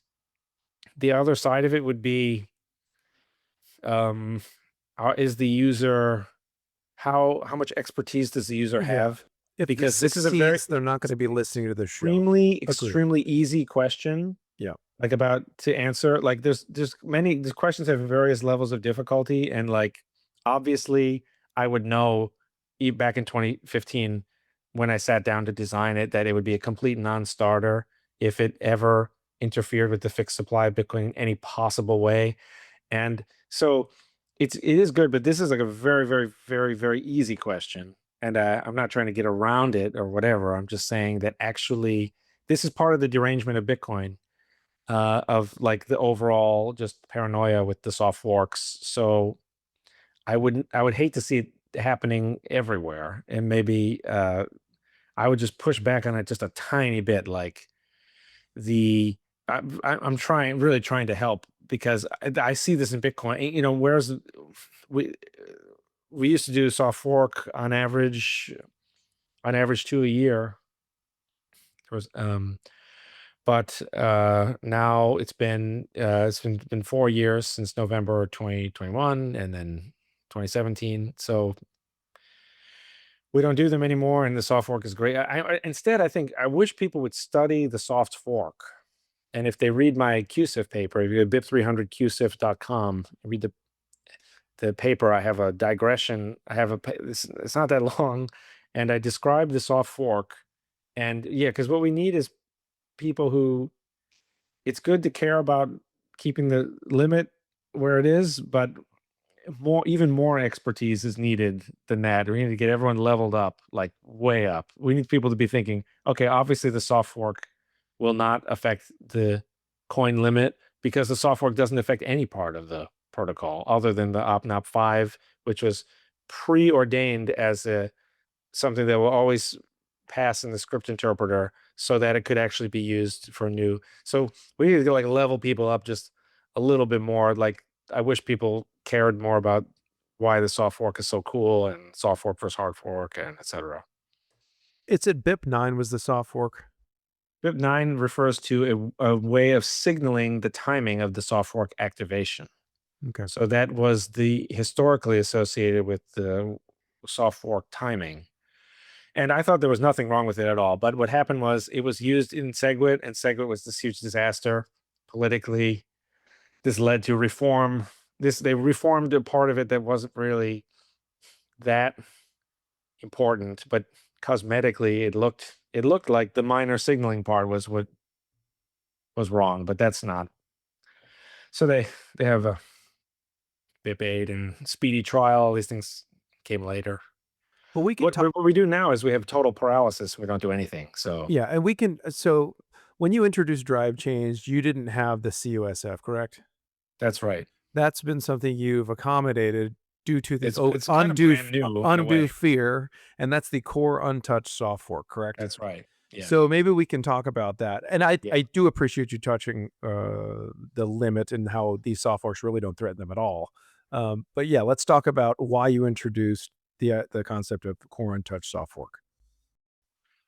Yeah. It's weird. Back in 2015, I thought I'll just put out this blog post, And everyone which is was working and nobody's gonna care. relatively low effort, and everyone will just love the idea, and then they will just make it into a release of Bitcoin. Um, and then as time went on, I became more concerned that Lightning is not working, and so I put a little bit more. I had like a tinker, like a my own version of the software. I was kind of tinkering with, just kind of learn more about Drivechain myself by actually creating it and kind of seeing, like, making sure what actually happens, and how does everything work in detail with the actual code. And as I mentioned before, most of the work is done on the L2s. So doing the L1 part was not that much work, but you have to make an L2, and then kind of like, let's make a graphical user interface for the L2. Let's put the L2 out and see if other people use it. So the journey has been from me just assuming that everyone else will do the other work, to me kind of almost, as you can tell now, getting a little nervous as to, like, if Bitcoin will blow its huge lead and like not work out because of people's refusal to face these engineering challenges that we must face to get to the 8 billion users at some point. And at this point now, people just culturally losing interest in even like pursuing that goal, or just turning the whole thing into a Ponzi scheme or whatever. So kind of wasn't happy about that. Bitcoin Core, it's very political about who they don't like triage the software and decide, like, this is the most important thing that we need. We will then do it. That would be the rational thing to do. But instead, it's kind of like they have like a little hippie garden type of thing, and they each work on what interests them. And you're supposed to water other people's plants when they're on vacation, and then they'll water your. You're supposed to do a review, and then they'll review your thing, and um, that's great. But sometimes it is interesting to see what the other people are up to and what other people's ideas are. But that's one problem. The second problem is we haven't done any soft forks, as I mentioned already. So you don't even know like what the process is. There's no like, do this, then do this, then do this. You are under arrest. You have been indicted. You are arraigned or whatever. You have been convicted. You are found guilty, and now you've been sentenced, and now you're incarcerated. Yep. So they figured out the Jewish people in 2000 BC or whatever, they kind of invented this due process idea or something. I think someone told me that. I don't know if that's true, but I assume it is. Um, like, about you you need to know like where you are in the process. Otherwise, it's unjust. And you have like these, a dictator, just someone goes into the black bag and they're gone, and no one knows what happened to them. And Hitler would do the 1 day trial.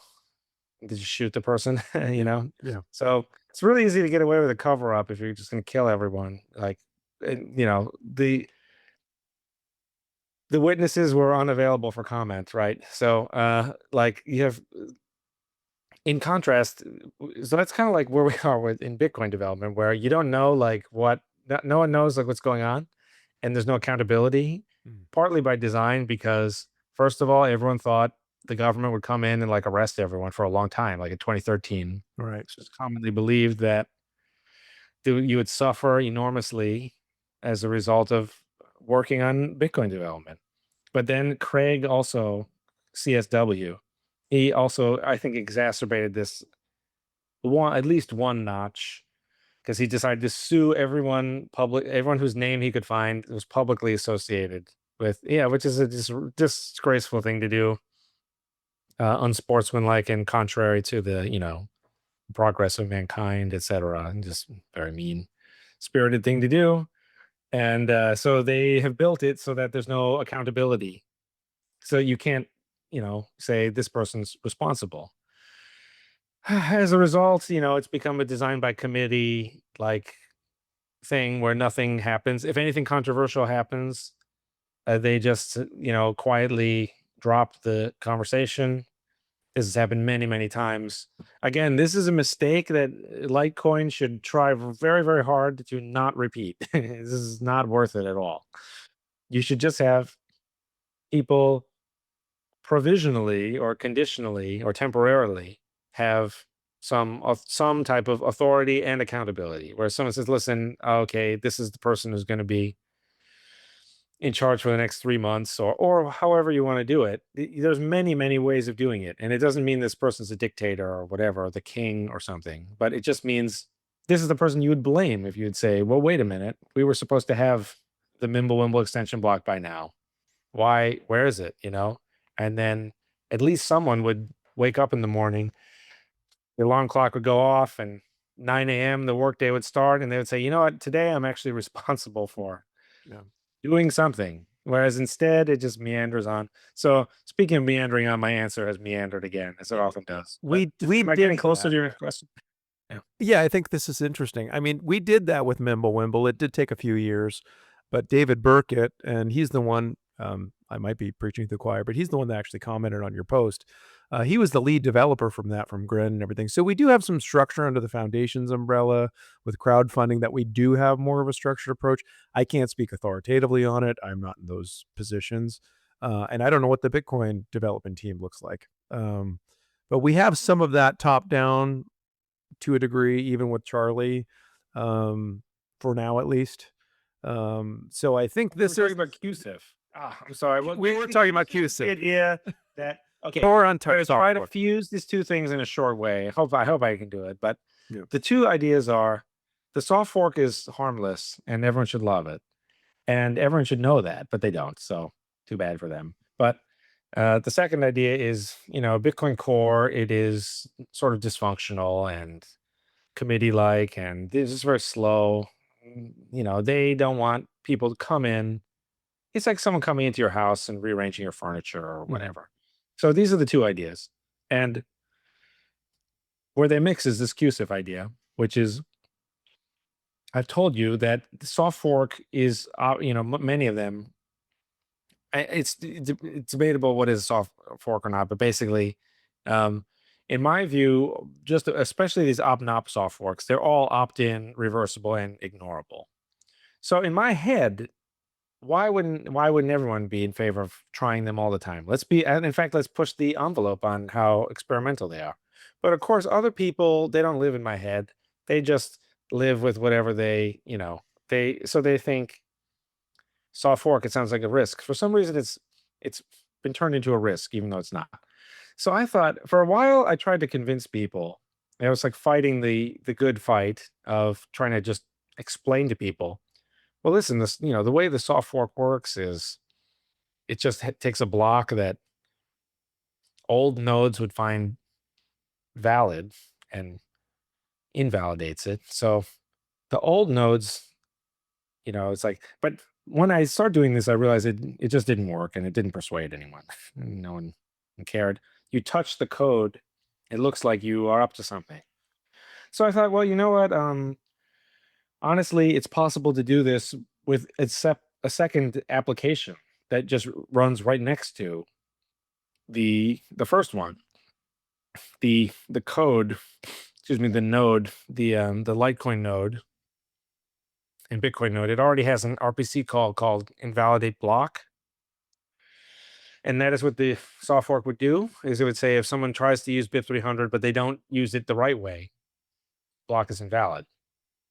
Whereas so you can only try to use BIP 300 and use it the correct way. So that's what the soft fork accomplishes. But I tried to explain this to people, and it's hard to explain. So the more interesting thing is you can activate BIP 300 without changing the binary code, without changing without touching the Bitcoin Core or Litecoin node, Core, yeah. Litecoin Core software, and just run this second thing right next to it. And then people would say stuff like, what if you stop running that part? Then it just deactivates. So this is kind of like my way of It's the QSIF idea is partly my way of trying to again wake people up to how great the soft fork is. Say, listen, this is That's what I mean. So you'd still prefer a soft fork I think over the well, it QSIF? is under the hood, it is kind of inefficient because the activator has to have like a copy of all the blocks and scan them a second time. It has some like cache and everything. But so it's kind of like almost twice as much work, not quite, but The QSIF. for the computer. For But QSIF, not a true fork. yeah, Soft like fork. not like a traditional thing where you just go in to Litecoin core and you just edit and you say, okay, OpNap 5 previously did nothing, and it would always pass the script interpreter. Mhm. Now it will fail if conditions. And then that's all a soft fork is. So in my head, I was trying to say, listen, this is all a soft fork is. It just says you take OpNap 5, and sometimes the script interpreter will fail and it will make the block invalid. And no one will ever do that because the worst thing ever is to have the invalid block, is to mine a block that is invalid. You could have had money and instead you have nothing. So that's fine. And then all the previous versions of the software continue to work. So I was like, I was trying to tell people, oh, of course, BIP 300, I can't do any of these. It can't do anything bad. It can't do anything that you couldn't already have experienced. Like what was already possible before with the software you have today, So, but instead I was like, well, actually, this is proving very difficult it hasn't to persuade people. And so you can just do it in a separate software application. It has many other benefits. One is you avoid what's called rebase hell, which is the official version of the software is changing all the time.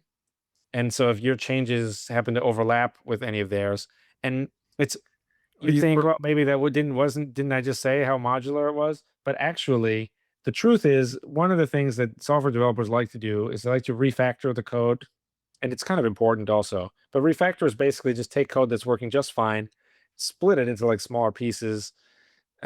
This, in terms of the number of lines of code touched, is very high, even though it doesn't really change anything. Uh, so it's very likely that something you've done will get overwritten. And then you'll have to go back. You have to do more work, go back and update your thing. And you have to keep updating it forever. And this is just like kind of a drag because it's not fun and you don't get anything for it at all. And the only thing that you get is now my client is, I patched that client or whatever is viable again for now. But then when they release their new version, they dunk you right back in, and that's why it's called rebase hell, where you just have to keep doing it and you're not getting anywhere. So you avoid that. Another thing is you can write it in whatever language you want. You don't have to write it in like a Bitcoin Core C++. So you're talking about again the node for drive chain with QSIF. This is You're the not. enforcer thing you would run right next to Yep. Bitcoin Core, and then together it does what it would have done if If there it had were a been, soft fork. yeah, if there were a new version of Bitcoin Core that like officially supported Mhm. Drivechain. So there are many another benefit is actually I think it's a benefit that you can shut it off. I have a I there's a like a some people in the Bitcoin community have an extremely interesting opinion, and so in the interest of total fairness and transparency, I'm going to try to share it. Um, and that I have an opinion that's apparently very different than Luke Dash Jr.'s. So, I've talked with Luke many times, year after year. I've talked to him like on Signal. I've talked to him in person. I've tried to figure out what is going on in his head. And but to me, the soft forks they really are modular, and you can turn them on and off if you really want to. You just have to But reverse the fork, correct? You run a you fork to just change this line, and then you run another there one are a to few different delete the things. line. One thing is you could delete Yeah. and you could just go back and say OpNap 5 will always succeed. And it'll just be someone's bad luck if they happen to be on the version of the intermediate version, and a prankster for no reason generates a BIP 300 transaction that would break the rules if they were still being enforced. This makes no sense for a lot of reasons. One is because at this point you've deactivated BIP 300, so all this money could just be stolen by anyone. But even in that case, the only thing that would happen is that person node would say that the block is invalid and they would be stuck. They would never lose any money or really have any negative consequence. They would just be stuck syncing the chain until they either you could say until they upgrade to the newest version. Right. But I don't like The that import. because I hate forcing people to upgrade if the but it also works if they just go back a version to before it was. So like to me, I don't really care about any of this. But some people think this is really the end of the world. Luke Dash Jr. has if you investigate carefully, he has a weird belief that if you need 80% of the network to be running the latest version, and that people are even running previous versions, then this counts as it being SPV mode, and that this means the network is not actually operating in the, it's very hard to understand because I don't agree with him for me to paraphrase, but he thinks like he literally will say, then Bitcoin is dead if this 80% threshold is not met. And he doesn't care at all about old versions. And I've tried to ask him all kinds of weird questions, like it's not like when a new version is released, everyone instantly knows about that fact. So what if what if they release a new version in a cave for 2 years? And I ask him all these other questions. If everyone in India, they have no node and they turn on an SPV node, now we've blown the 80% number has gone really, really, has gone to zero. But why does that mean that Bitcoin is dead? So I try to figure out a lot, what he's talking about. And I just completely 100% disagree with him at all. And I think that he's a very smart guy, but this whole thing about, he doesn't agree with me though about the soft forks being modular. But see, this is the thing, is now you have a lot to explain when QSIF comes out. It's kind of like now it's its own thing. You can turn it on and off. If 51% hash rate is running it, it will enforce the rules for that duration of time, which ideally would just be forever. It would just be the same as all the other rules that Litecoin enforces. Or you could do something where you run it together for a while, you test it and then shut it off and then turn it on permanently, or you test it and then the Litecoin people merge something that makes it totally compatible and now you don't need the extra thing. Or if people like the extra thing, they keep it. Or if there's like 40 or 50 extra things and they're all just out there in the world, and the miners meet and they decide, oh, what's going to maximize our revenue, which will be highest Litecoin price and most happy fee paying For users. the miners, yeah. So that is fine. That to me, all this is the ideal situation. But to other people, this is like some kind of mysterious problem that has to be. So I don't know. I don't know. Some people don't. They really are glued to this idea that the soft forks need unanimous agreement among humans, but that has never been true either. That's the whole point. The whole point of the software, and I presented this at MIT, the MIT Expo, but it was at the university.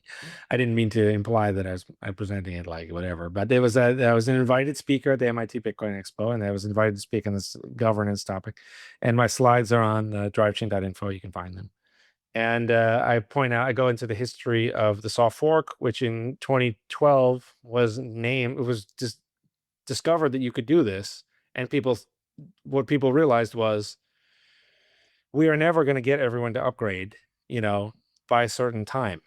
So the mandatory upgrade is dead. So we have to do this instead. So it's because you couldn't get everyone to upgrade that this soft fork thing was invented, where it was like, okay, whoever wants the new feature will upgrade. The old people will just stay where Stay they the are. same. Yeah. And when 51% hash rate upgrades, then that would be. And the BIP9 part was, as a courtesy, it intentionally suppressed the activation until it was like 95%. And this was totally a courteous thing to stop anyone from being like wrong-footed by this, because back then there was no controversy about any of this. So it was just kind of like, when did the miners get around to activating? Everyone liked all the soft forks. All this stuff is new, in my point of view. New, it's really from 2017. But to me, it's just a new derangement. The fact that, this is controversial and that people think that you need to agree. Of course you don't, because the old nodes aren't affected. So there's no victim. So, I didn't even notice anything. So maybe, that's just how it is. so the QSIF enforcer is more like a bolt-on if you want to go that route. Yeah, it's kind of like downloading like a plugin or something, Yeah. Firefox. I make that example because this entire idea of ordinals and all that stuff kind of came. It didn't touch core. It didn't do anything, but It's you very similar. you could In the run Q6 Rust paper, I lang. wrote Yeah, the Rust lang could organization. etch them onto a block, and so if you turn the indexers off, they're gone, but they're still there. But you didn't have to change Exactly. core. Very So similar. this is so anybody could really do this at any time. It's very, Then very, very similar. There was one significant difference I between would want to see a soft fork personally, but maybe you could test it with this sort of bolt on first. It's up to the community. I'm one man, but it's interesting though that you've kind of have different avenues to accomplish the same end. it's well, it's sort of out of necessity that it's unfortunately, if it would be interesting if Bitcoin Core were more run in a way where just the more new good ideas were aggressively pursued, which would be less conservative. I don't know if that would actually be net better or not. But yeah, well, you don't have a world where they're doing that. So if you want to do anything new, you have to kind of fit it in this way. The only difference between QSIF and the ordinals thing is that the ordinals thing will never kick back this invalidate block thing, which is significant. So it is a significant difference. Um, and but that is a with that extra level of firepower, that is what allows you to move the actual coins around. So like the ordinals cannot move. You can't say something like, if you give me this ordinal, then I'll give you like 7 Bitcoin or something. Right. But with the QSIF thing, you can that's why you can move the Litecoin based on whatever CTV or any other soft fork you want to do, op vault or something. That's another thing Litecoin should consider is we have all these soft forks that are pretty good and pretty harmless. We have an opcat. We have a QSIF for opcat. We made this first demo like a long time ago because opcat is only 13 or 14 lines of code. So we have a QSIF activator for opcat. This is another mystery, is that the opcat people are shilling opcat, but I told, Udi and Eric this at the party in Nashville or something 2 conferences ago. Mhm. And you would think they would be more interested in it, but they're not. So the question is, a lot of this soft fork thing is this prestige economy of just people trying to figure out who is influential, I think, for what reason. And so all of this is irrational and absurd. We should just, everyone should just be saying, how can we get high fee paying users? How can we get the price to go up Yep. by Yep. Yep. making more useful coin? Yep. Yep. Yep. Um, let's see. The user activate. We talked about that one. The Mimblewimble extension block, that obviously would have zero. There would be no impact on that with this core untouched. And obviously, if you did a soft fork, it would integrate whatever exists, and it would You be can already kind of tell though, like why I would say that is the case. Because think about it, you're just running those two things now, and then this other thing is being run, yeah.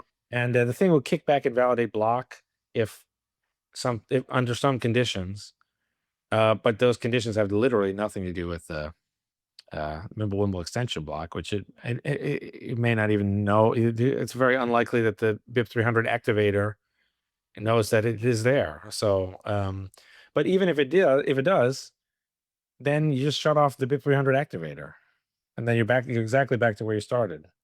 So I'm in favor of these modular and reversible soft fork. Other people think this is some huge like whatever. It's That's not true. irreversible and forevermore. Especially in a Single situation where you say factors. this is brand new and we will test it this week. Yeah. And then it's like, okay, you tell everyone that you will shut it off at the end of the week. And so everyone can test it out with like $5. They know they're going to lose this money. Well, now in that case, now it's really, really like who's the victim now? You can't. It's really hard to find a victim in these. You make these scenarios and you just think, who is the Mhm. victim here? No one. But whatever. Yeah. Well, it But yeah, is. This is going backwards a few minutes, but talking about how things get done within Litecoin and with Core. Core is funded by the foundation. I know developers are with the foundation as far as I can tell. Now, again, ordinals kind of came out of left field. No one could stop it. So there's some of that exists, and we could do that, I guess, with drive chains. Um, but we were able to accomplish with consent and everyone agreeing to, hey, let's add the Mempool extension block. We did it successfully. It was a gigantic upgrade, and it's awesome. So if the community were to signal, hey, we want drive chains, they could be done. So I do think it's something that we, as a Litecoin community, need to consider seriously. I know you've already given us some attention again last year at the conference. You're sitting on the show. There were some tweets over the course of the last month. Did you ever talk to Charlie about this or any developers in Litecoin? Well, yeah, I met Charlie a few times. I haven't really had like a conversation with him. I certainly would love to talk to him. I think he's a great OG Bitcoiner, and I saw him at the Nashville Important conference. statement. Very few people think about that. Well, yeah, I mean that OG is Bitcoiner. Yeah, I would say so. so. That's certainly the case. It's also funny. I have his the ballet cards also somewhere around here from his brother. Hmm. Yeah, yeah. Let's have some Those are good. happy customer. Um, but so yeah, Charlie's great. I'd be happy to talk to him about this if that would help. I think that I mean, it's ironic. So I did not create BIP 300 so that Litecoin could be a success and destroy Bitcoin and take over it. So that's the truth is that, that's not what I had in mind. But I think at this point, I the way the QSIF client works is that any L1 that is similar enough to Bitcoin should be able to use it. And I think I like I started to radically rethink. Well, it's not only me. Many people feel this way. Like my friend Moonsettler, who's on Twitter, who's quite an interesting guy. If you just go into his Twitter now, you will find just enormous, like, you know, depressing rants about A world that what? how Bitcoin is not, when we need to try again and we need to try it. Like he's like even more of a, but I'm very pro competition is what I'm trying. And that's what Drivechain was really about. And I think that's also why it's not super popular among the developers because the developers realize that they will have to compete and I think they kind of don't like that on some extent, to some extent. So basically, drive chain is like you have your L1, but now anyone can do an L2. So now if you have Jeremy Rubin, who does CTV L2 or Opcat L2 or whatever, and or you have someone does a Zcash side, someone does Monero side chain, Monero drive chain, someone does a Zcash type drive chain, competing on privacy. It will compete with in a good way, it will compete with L1 Bitcoin and it will compete with L1 Monero, the altcoin, and it will compete with Mempool extension blocks. So all things will compete. And I think that is the Pandora's box, is not that it will affect, like, you see what I mean? It's not that it will affect the 84 million coin limit. It's not that it will break the nodes.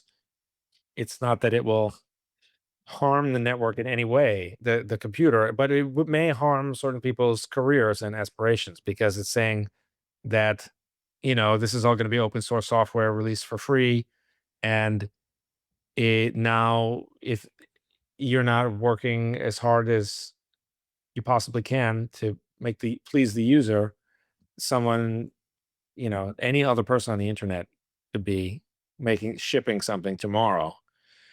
And so I think that's kind of like it's in a way it's so good. That's to me that's what's part of what makes it such a good idea. Is that good? We want to get rid of these corrupt, lazy developers who they don't care about the user and they're just wasting everyone's time.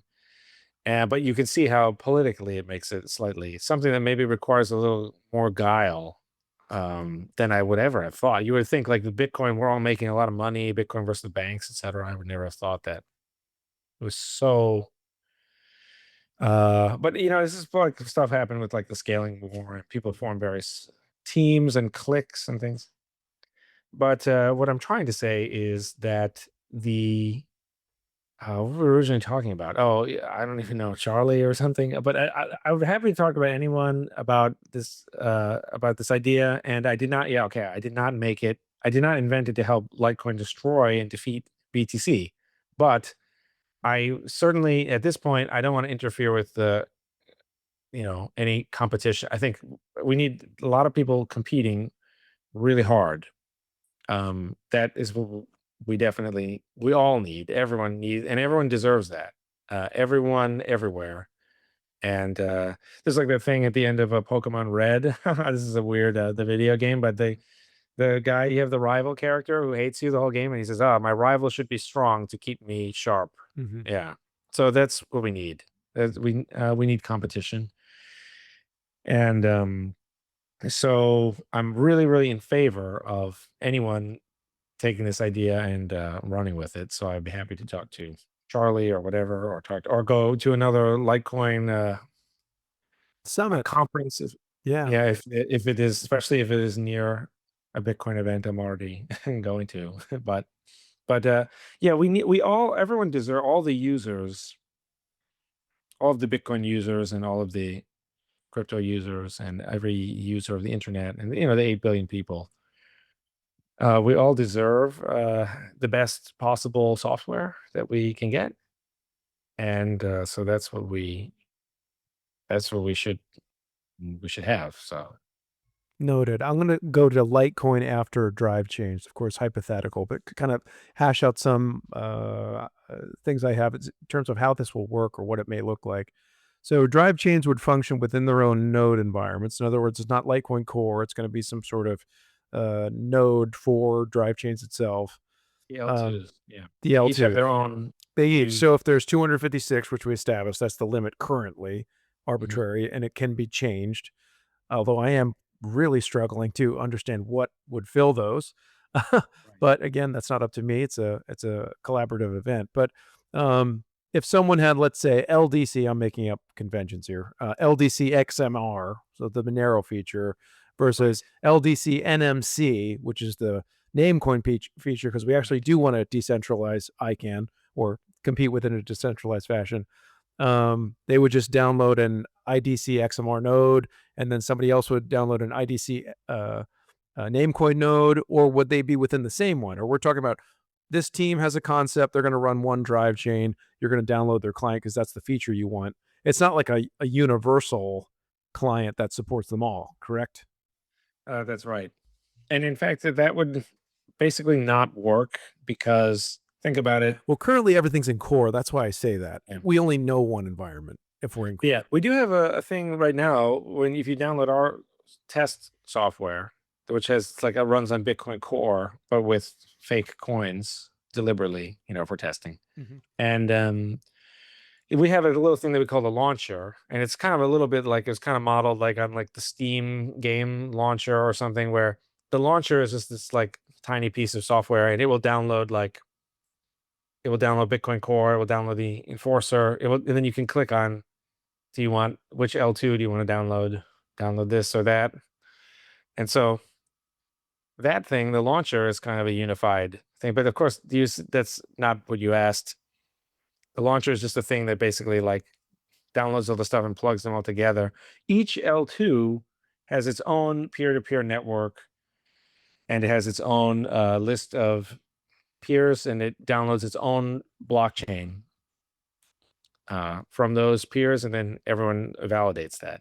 So it's a new blockchain. So really, the derived chain L2s, they're very similar to altcoins, except they just don't have any altcoins. They just have coins sent to them from L1. But other than that, they're really simple, because it's a new piece of software. It could be in any software language. It could have horrible mistakes and bugs, and then just not work, And you or have to just defer to the team and their expertise, of course, right? and see, Yeah. or give up or whatever. Yeah, right. And then that's exactly why people would be cautious at first. But that's what we need. We need, like, it's like a YouTube versus, you have like everything from one, all the television is broadcast from one station in like the 1960s or whatever. But then on YouTube, anyone can just do anything. So of course, yeah, you'll get a lot of low quality, you get more low quality weird stuff on there. But of course, that's that's how freedom works. In this case, the miners are probably unlikely, if something doesn't enhance the brand of the coin, they probably won't let it into the 256 uh, slot world. Although if there's a lot of slots and, someone says, I think this is a good idea, it's very likely that something can get a trial run, right? Because it doesn't really cost the miners anything to, okay, you can take slot 6, for now. Okay, that's interesting. Yeah, so basically at the miner side, all drive chains are known and they're functioning and being mined actively without one, right? These L2s. It's Um, not strictly required because of blind merge mining, okay. but it sort of is. It's Well, in practice. It's sort of they're the required. participants Yeah. by default. They're the ones Yeah. running these alternate chains or L2s. Um, but to the user, they could use Litecoin Core alone for the rest of their days and never touch Right. one of these, like I said, a Monero version or a Namecoin version built on top as an L2. So to the Right. miners, everything is known, perhaps in a blind fashion, but to the user, it's really up to their choice. That's pretty neat. Exactly. Yes. Other than privacy, what are you foreseeing could be used? I mean, I know there's like 20,000 tokens and coins, and I don't care about the majority of Right. them. But I mean, Privacy. privacy is compelling. We do have MWeb, Mhm. but maybe we could have a stronger one, like a Monero variety on Litecoin. Yeah, we have already something that uses the Orchard crate from the Zcash altcoin. So it gives the user a Z address that is reusable and it hides the sender, the receiver, the amount. So we already have that. So if you download the QSIV enforcer and hook it up to Litecoin, you should be able to just use the L2s shouldn't need any modification. The L2 on BTC should be the same as on Litecoin because it's actually talking to the enforcer, the BIP 300 enforcer anyway. So it shouldn't care at all. So we have that already. That would be, I think that's pretty neat. Scale is the other important thing. So since the Litecoin has the faster block time, the blocks will not fill up as quickly. So you don't need scale as much as Bitcoin will need it. You don't need L2 scale as much as because you have more L1. But I don't, none of the blockchains have what's required to scale to 8 billion users is quite a bit. It is, as far as I've estimated, you would need about 14 of these L2s that I call Thunder as a kind of like a little little lightning joke of mine. But we have this software out. We have actually a contest right now where anyone who can improve the performance is pretty good. It syncs like 160 megabyte blocks and like 10 of them in like 60 seconds or something. So that's like 1.6 gigabytes. But we have a contest that if anyone can improve that, you can win money. We're giving out like $10,000 a week for the next 6 weeks. So showing that's a contest that you can find on my blog. You can probably find it on my Twitter. Yeah, I can put But that in the show anyway, notes too. Yeah. yeah, if you have 14 of these chains that grow linearly, like from I don't know, I have the exact numbers. Over 5 years, it passes like the 800 megabyte block size amount, and that would scale to 8 billion people, and it passes all the fees to the L1 miners automatically through merge mining. So that's another cool thing that again we already have. So these are things that we already have that you should just take. I have a version of Namecoin that I call Bid Names, which is Namecoin is an altcoin. So I actually love the Namecoin people; they're great. But we didn't really want Bitcoin and then Namecoin. I would prefer just what Namecoin is trying to do. I think I tuned up one or two little things also, but mainly there's no second coin. You just pay with the original L1 coin. So it'd be Litecoin in this case. So we have that again already. Then we have this thing called the bit assets also, which it's kind of like a ordinals counterparty type thing. We have also a bunch of different chains that were in various stages of completion. Like some of them were completed, but they ran with the old version, the pre-QSIF version, because actually QSIF is kind of new. And so that was like we had a version of Ethereum. We had a couple different interesting chains of that kind that we had already finished. And then, of course, anyone could build your own new thing, fork what we already have, and I have two new chains that are going to come out. I don't know when, and I don't want to say because I feel like that will sort of jinx it. Software development is sort of difficult, but I have two completely. One of them is though the prediction market Oracle Bitcoin Hivemind thing. So I'll say that, but I don't know when that's going to be done. But I'm working on restoring that. That was something that I had that working in 2015, and then I was like, oh, now I have to connect it to Bitcoin, and then that's how this whole saga began. So those are some of those are some of the ones that I think would be big. I mean, scale is a matter of life or death, I think. And privacy, I kind of think if you're in the blockchain world, you have taken a step in the cypherpunk, direction. It'll be very easy to just, have Venmo do everything and but that's it's not. I think there's you'll hit like a bunch of roadblocks with that. Instead we want to go the privacy, user sovereignty direction that is much more reliable for the long run to go. So those are things like half of which have already been built. The others, I think I do believe that Layer2Labs is the company that I run. I do think that we are very productive. Blockstream raised all this money to do the 2A peg in 2015, millions and millions of dollars, 21 million, then 55 million. We just raised a little 3 million, and I have some great people, and of course my own heroic leadership. No, I'm just kidding about that. But what I mean is that we have produced a lot of great stuff, and we have produced stuff and then reproduced it. Like the QSIF, we like redid that, but it's much better and more likely to be used by Bitcoin and other L1s. So we've shipped a lot of stuff. So actually, my point is, I think we'll have shipped these other two. Oh my god, this is what I said I wouldn't say because it would curse everything. I could find like some wood to knock on or something. But I think we'll ship these other two, before Litecoin could plausibly agree to activate. Even if you speed ran the whole thing in 4 weeks and said we want to turn it on immediately, I still think we probably have one or two more of these cool chains that one of them lets you like swap other coins. I don't want to like spoil all the stuff, and I don't want to describe it too much because that'll curse the project. So but the point is I'm shipping more stuff now. We had a bunch of stuff shipped before. It ran on the pre-QSIF version of the software. So we had a Zcash sidechain from like whatever 2021 or 2020, I don't know, but a long time ago. And so we had that was ancient, and now we have one that is more modern. We'll probably have more, so we're gonna make some, and I think this is the right L2. This is the right style of L2. The ones that don't pay the miners, I don't think will work.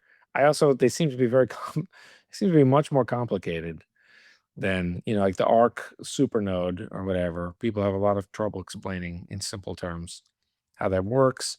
A lot of people do not understand how Lightning works. I've met many of the top people who think they understand how it works, and when I talk to them, they clearly do not know, or they have a serious misapprehension about how it works. So um, this is much simpler. This is actually just saying this is Satoshi's blockchain idea. This is Satoshi's merge mining idea.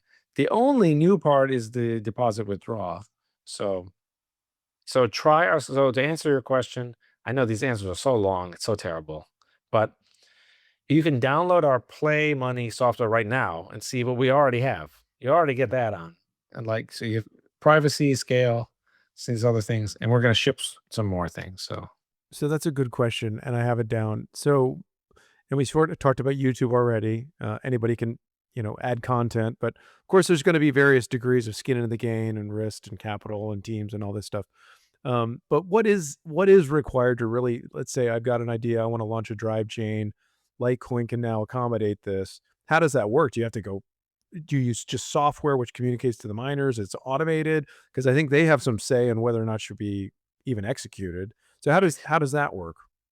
Yeah, they gate. There's a network message on L1 that kind of gates whether or not you get the slot or not, and it's just I program the software to just say no by default. So which is smart because otherwise the slots would just fill up. But so basically the miners have to like agree to allow the slot. They're kind of a little bit like someone who owns a mall, a shopping mall, and then they lease the stores out. So if they, And we're talking about pools, yeah, correct? uh, Yep.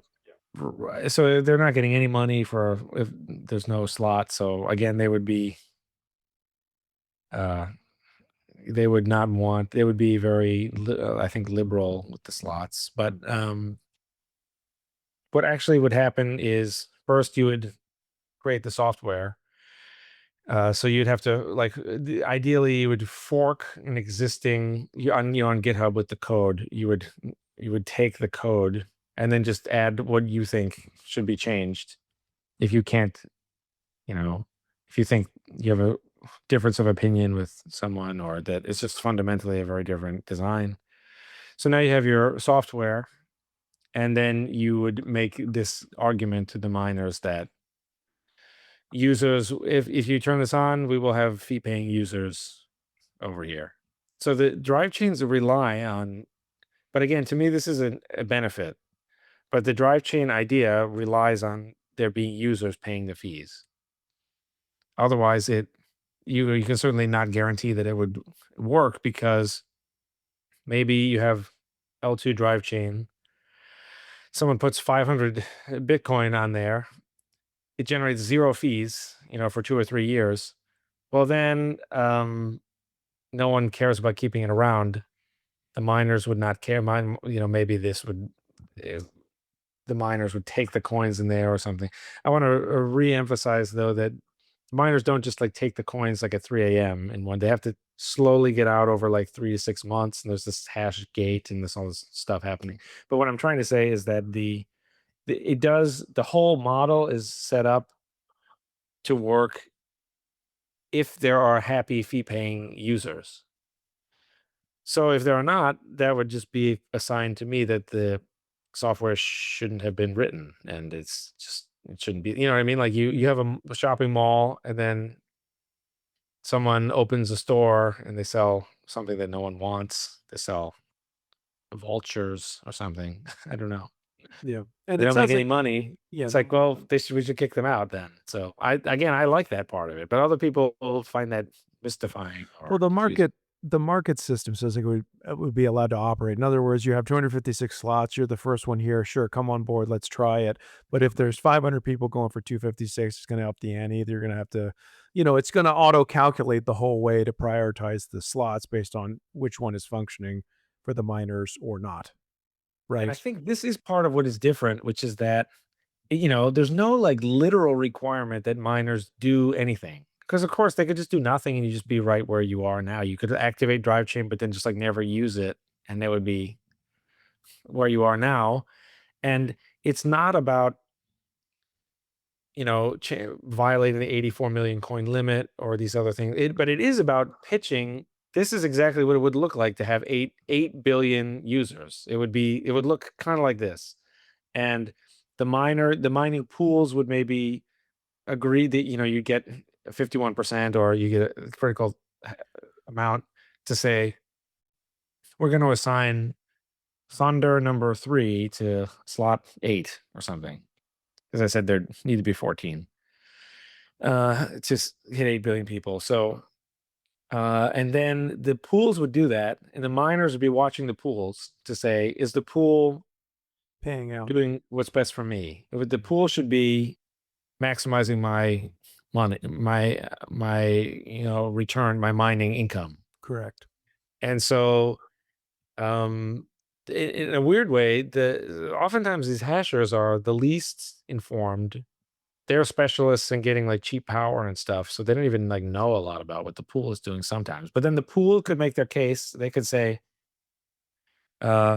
we are signaling for this thing because we'll get more money, and you should stop mining at this other pool because they are what they're doing is they are just um they've grown complacent and lazy, and they are saying that we don't need to do there's no reason to do any of this, but there is a reason because we'll make more money and it'll help increase Litecoin's chances of taking over in a big way, and we'll have more users, we'll have a bigger network effect, we have more recognizability, we'll have, more media coverage or whatever, because we have more people, because we're going to grow, because we need to grow, because you're either going to grow or you're going to die. So then the mining pool could make that case, and to me, all of this is perfectly desirable because everyone is now accountable. So everyone is saying, but this is what a lot of people don't like, I think. But if the mining pool is saying, oh, now I'm going to have to decide what my argument is going to be on different drive chains, and then they may think, oh, I don't like that. But to me, the fact that someone wouldn't like that, that's because they are corrupt and you'd be better off without them. You got to get rid of these are the people. You're never going to make it unless you can pump out some of these people, right? You need like get them out of the system, because Yep. this is desirable thing to have more it's kind of like when you're in your class and you have pass fail versus 100 to 0 on like the test. What's best for the students is to have the competition be very blocky. Yeah. Pass fail is great. Now everyone just has to put in just enough work. Maybe the teacher won't even fail you, So, but now I'm saying as a mining pool, you can do even more to make money for your mine. clients. Well, then maybe they don't want to do that, you pull. because now they'd rather be lazy. But this is the thing: is you got to defeat the laziness and destroy it. Otherwise, no one is gonna, no one's gonna make it anyway. So that's the only way to the top, is to have a system where everyone can be rewarded for their hard work in making it happen. So that's what we need. This was exactly what we want. So, but that was a good question though, about like what exactly has to happen. The pools would signal if enough hash rate, a signal, they get the slot, then users can deposit to the slot, and the coins will show up over on the L2. The L2 will wait patiently until it's assigned the slot. So otherwise, you can't deposit any coins to it. It won't. And that would be a bad idea, because there'd be no way of knowing, someone says the withdrawal should be this from the slot, someone says something else. There'll be no way of even figuring out who, without the slot being assigned, there'll be no way of figuring out who you should even listen to about that. So that wouldn't work. But that's basically how it would work. And you have kind of a set of things you've already developed within your team that could be picked up immediately. Yeah, right, exactly. I even designed something called Bit Window that I'm actually very fond of, which is a front end for L1. So it's just an L1. It doesn't do the L2s, but it's L1, and it has a tab for the side chains. But the reason I bring it up is because it has this idea that I came up with called Coin News. I invented it for exactly this reason you mentioned about, like, how do you get your message out to the miners? What if you're Satoshi, Right. L2? Yeah. So I was like, what you'll do is you put all the you finish your software, and you write your little README, you write your documentation, you make your little website, put it on the internet. But now, how does anyone know about the website? So I thought, what you do is you broadcast a transaction on L1 that has a conspicuously high fee. So today in Bitcoin, this would only be like $2. This idea sort of became like an inscription type thing, but the bit window will sort the messages, like if they pay a fee, if they're an op return that pays, it will sort them based on the fee they paid.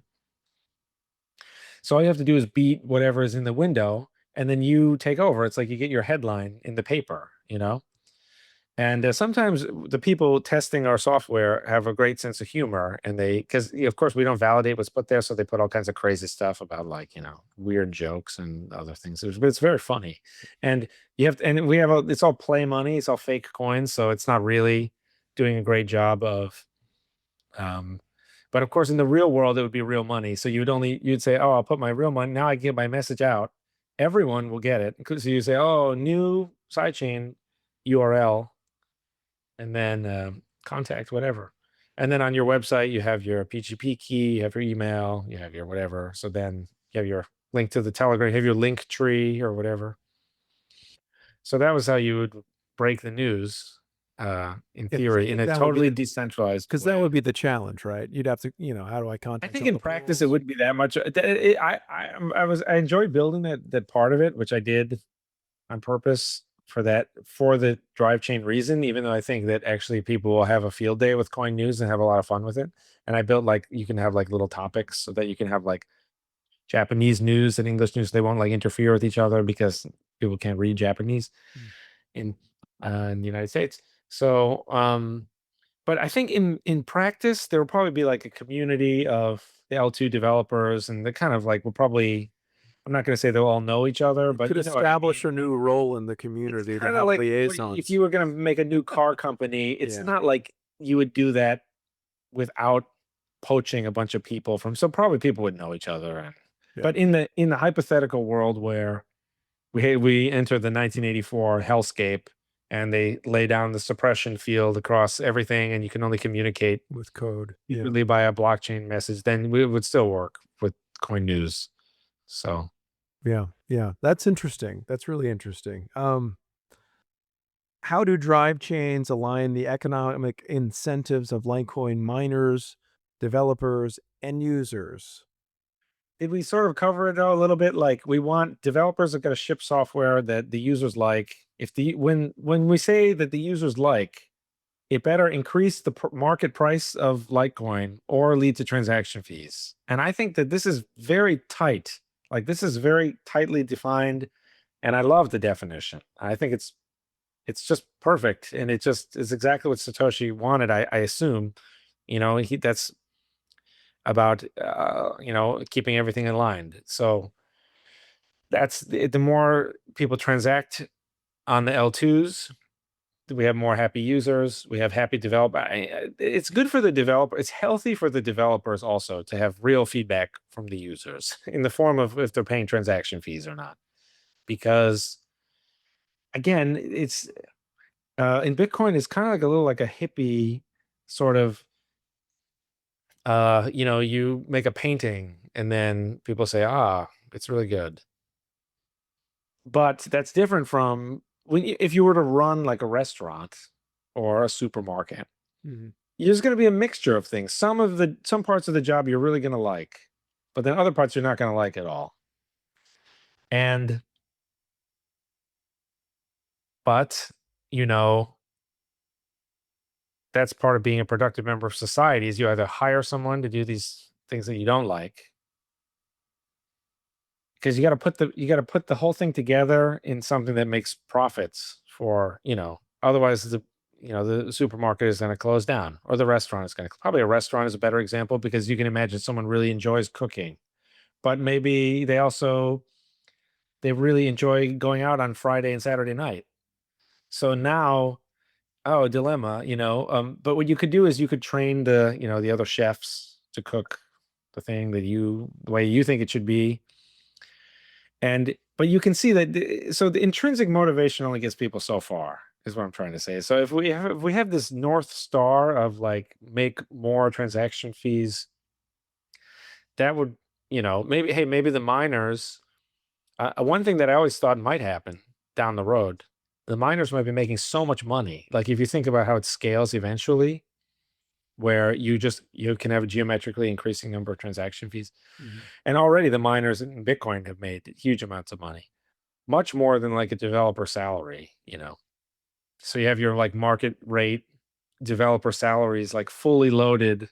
These can be like from 100,000 to like whatever 400,000. I don't know. I'm just making up. These are just like made up numbers here. But you talk about bright young people versus experienced. Some people can make obviously huge amounts of money in software development.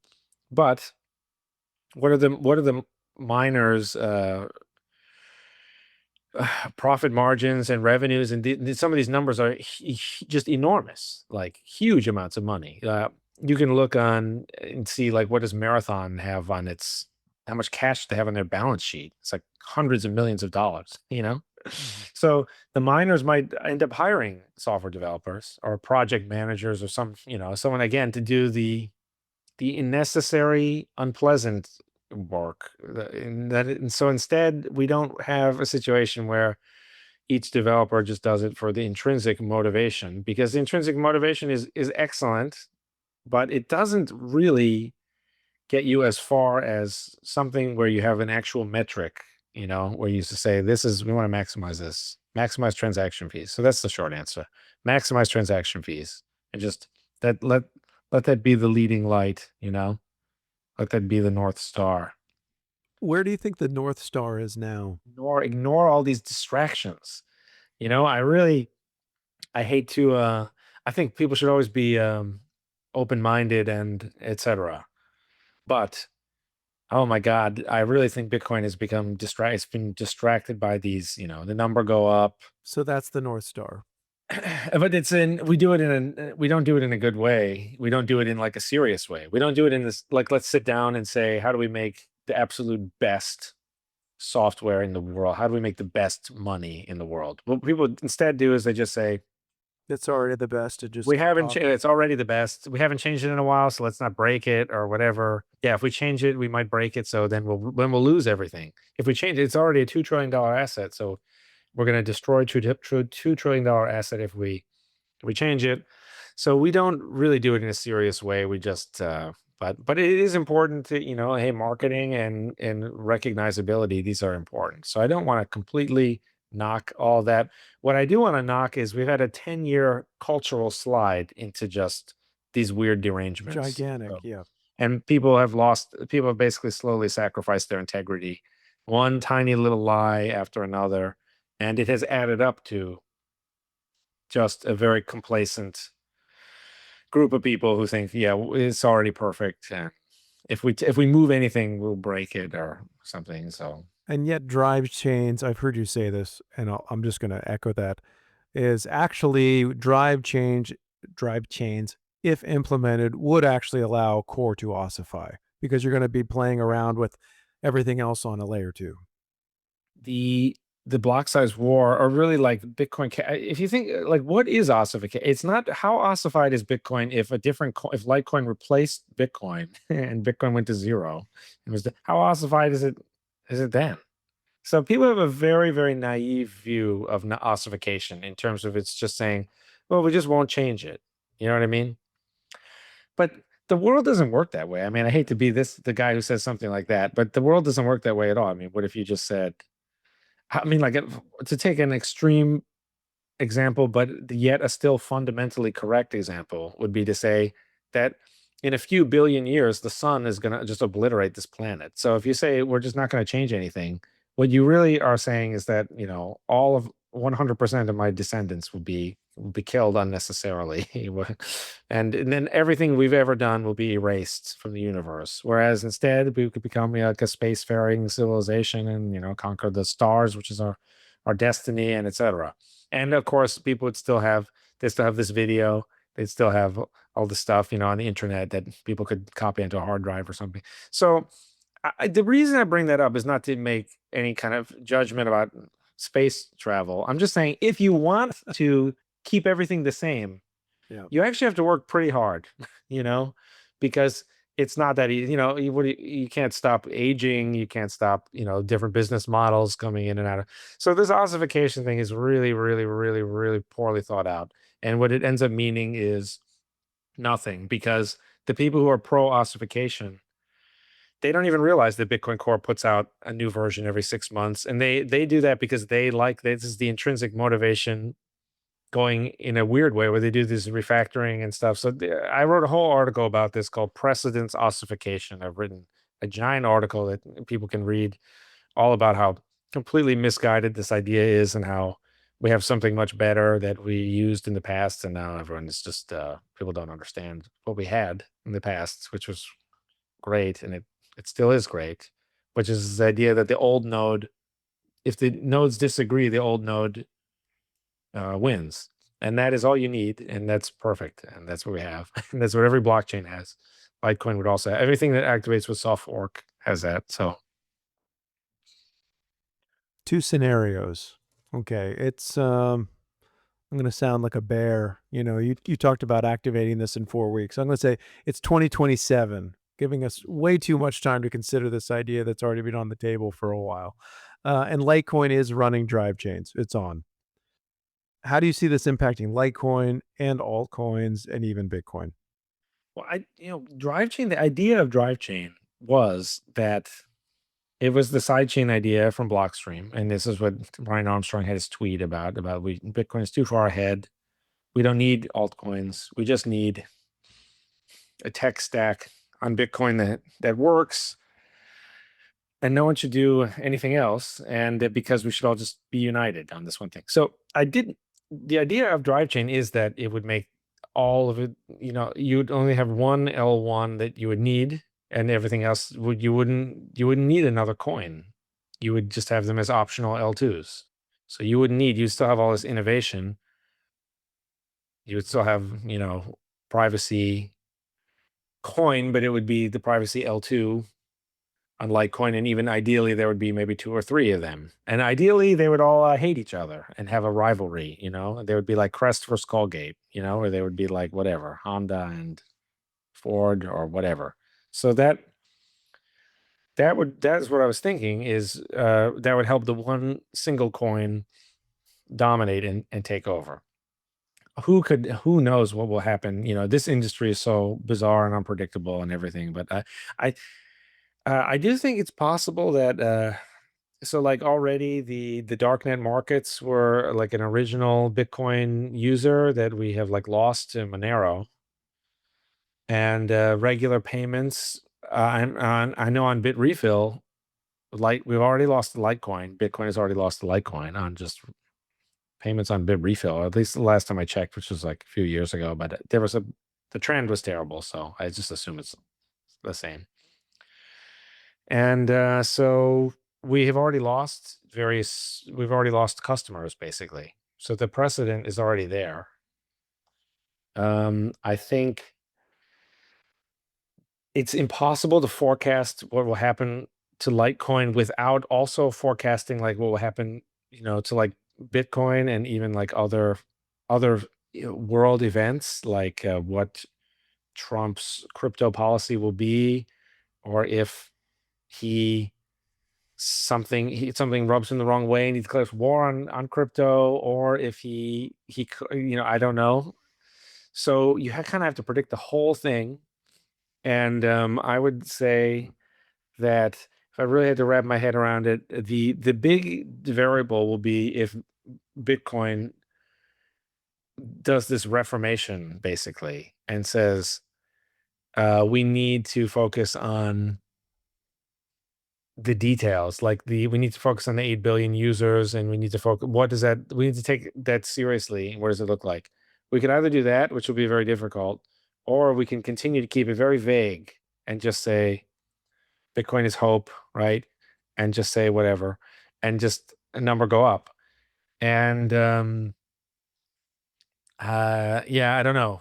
So I think everything kind of hinges on that, in my opinion. I think the if the Overton window is pretty important. If you could somehow like plant a flag in the ground and say like we are serious about growing to 8 billion people, because to us we understand correctly that it is a matter of life or death. So that is what we're going to do. And everyone join us now, even if you didn't join us in the past. Join us now. Anyone who can pull that off will uh would pose, I think, a serious threat to Bitcoin, in particular, because a lot of people in Bitcoin feel that way. So if you could peel them off, then Bitcoin would just be left to the crazies, and it would just hasten this death, these purity tests and this this death spiral, the toxicity, death spiral. So I think those are the things to watch. Uh, so yeah, other than that, it's a really hard question to answer, isn't it? I think so. Fair enough. Can we move on to some community questions and then we can land the plane? You've already broke our episode, I think, for the world record at 2 hours and 48 minutes. You may have been the most spoken podcaster in Bitcoin. I don't know. I'm getting the vibe Oh yeah, I think in so. terms of time spent. I mean, I think you did 8 or 10 or something with Vlad, and you've been on Peter McCormick when he was doing it. I mean, you've spoken quite a few words over the years. And you are recording it though, right? Yes, I am. Because we took that one break. Seems like a good idea to bring that up. Yeah, yeah, yeah. But either way, we're good. I'm just making sure we're not fatigued and we can finish with a few more questions. Okay. All right. So let's see. What testing and I'm not going to read this who submitted these, but what testing has been done on BTC Signet? What issues have been found and how were they fixed? Well, the Signet is fake money, so this is a good first test. The QSIF thing is new. It's not like the old. We had an old version from like 2017, but it was not rebased, and it was kind of explained if you rebase, then you kind of have to keep doing it. And so the QSIF thing is new. I don't think it is possible to find like the so let me an example of a bug would be like I think it's hard to say what qualifies as like a bug or not, but there was various optimizations without which software would maybe take too long to run. So we let it run and accumulate blocks. The easy way out would be to just keep resetting the network, but I think we've gone a long time without resetting it, and we now have something like 200,000 L1 blocks because we do them every 60 seconds. We do them more quickly because we start at zero, first of all, and it is a better user experience. And this is not the intended. This is a test world, so you can shorten it even. So on our Signet, we have 60-second blocks. And we have something like 200,000. I mean, I could go to, I think, node.drivechain.info. I had like a public mirror for so anyone could check it out, how many we actually have. But eventually, as the blockchain got longer, we had to optimize a few things here in batch, sending over like the headers, and we do them in groups of 2,000, which is similar to what Bitcoin Core does. But so like for the enforcer, the BIP 300 enforcer, we implemented that as well.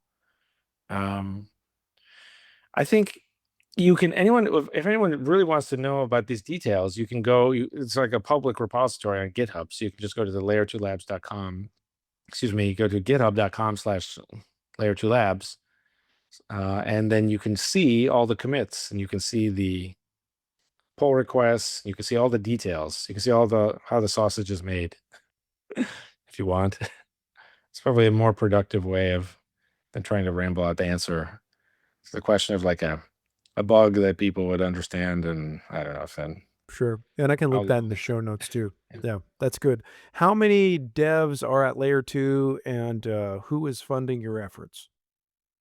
Well, we raised some money in the end of 2022. Mostly, really exclusively, this was people that I had known for a long time, and they were like Bitcoin OG type people. So we did not take any VC money, although I mean I probably would have, but that's not the point. The point is we had like a very difficult thing to explain, and so only a few people would even have understood it anyway. These are mostly people who are also were becoming skeptical of Lightning by that year, 2022. That was like December 2022. How many devs work there? Like say maybe 8. I hope I didn't forget anyone. Yeah, actually, you can go. We have a team page now. We didn't have one for a long time. I don't know why, but on layer2labs.com, we have the team page now, so you can see that.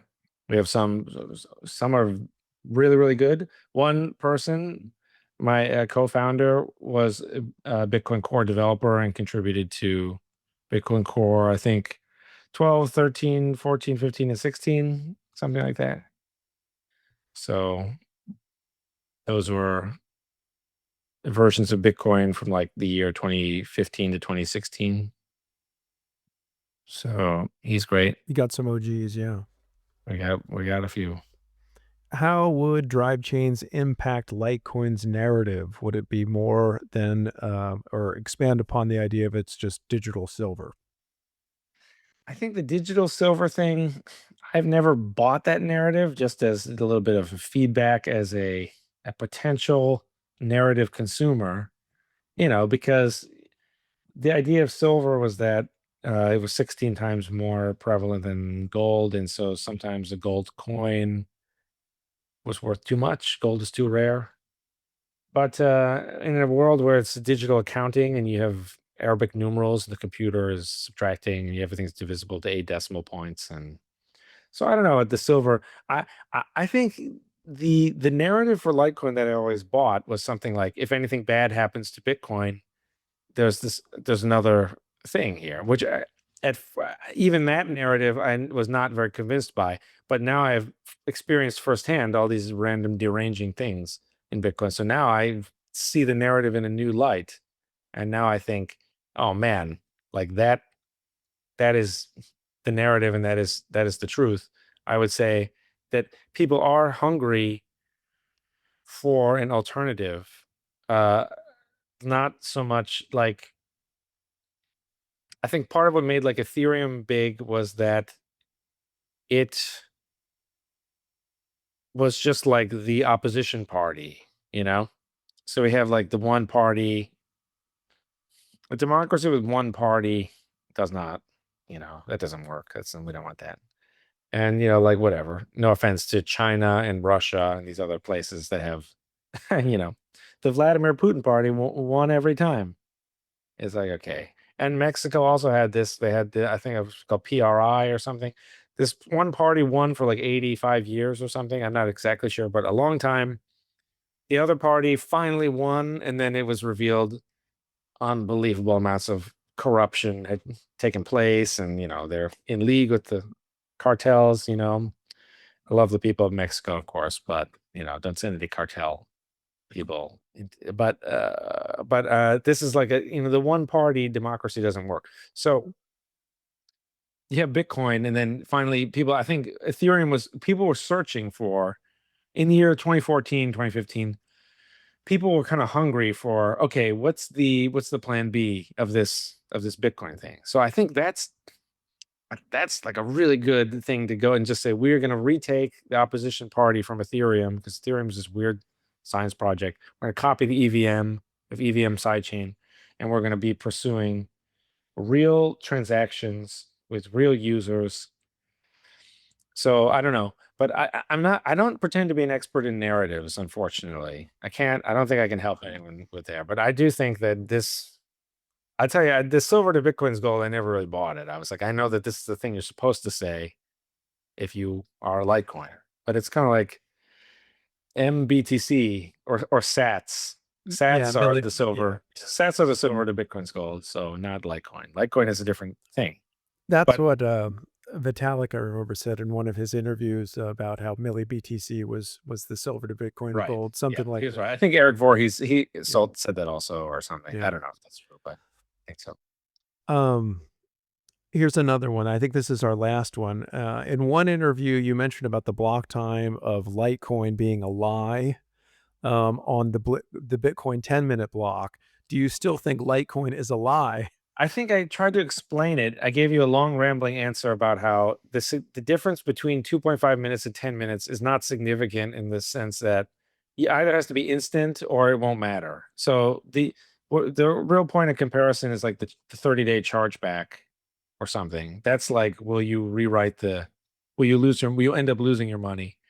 And then we already discussed about like the zero conf is, even the zero con, like, is, you want it to be, it's either going to be instant or like 60 seconds or 30 days. Those are the only bins, like, so Bitcoin and Litecoin are both fast within 30 days. For one confirmation, they're both slower than 1 minute. And for the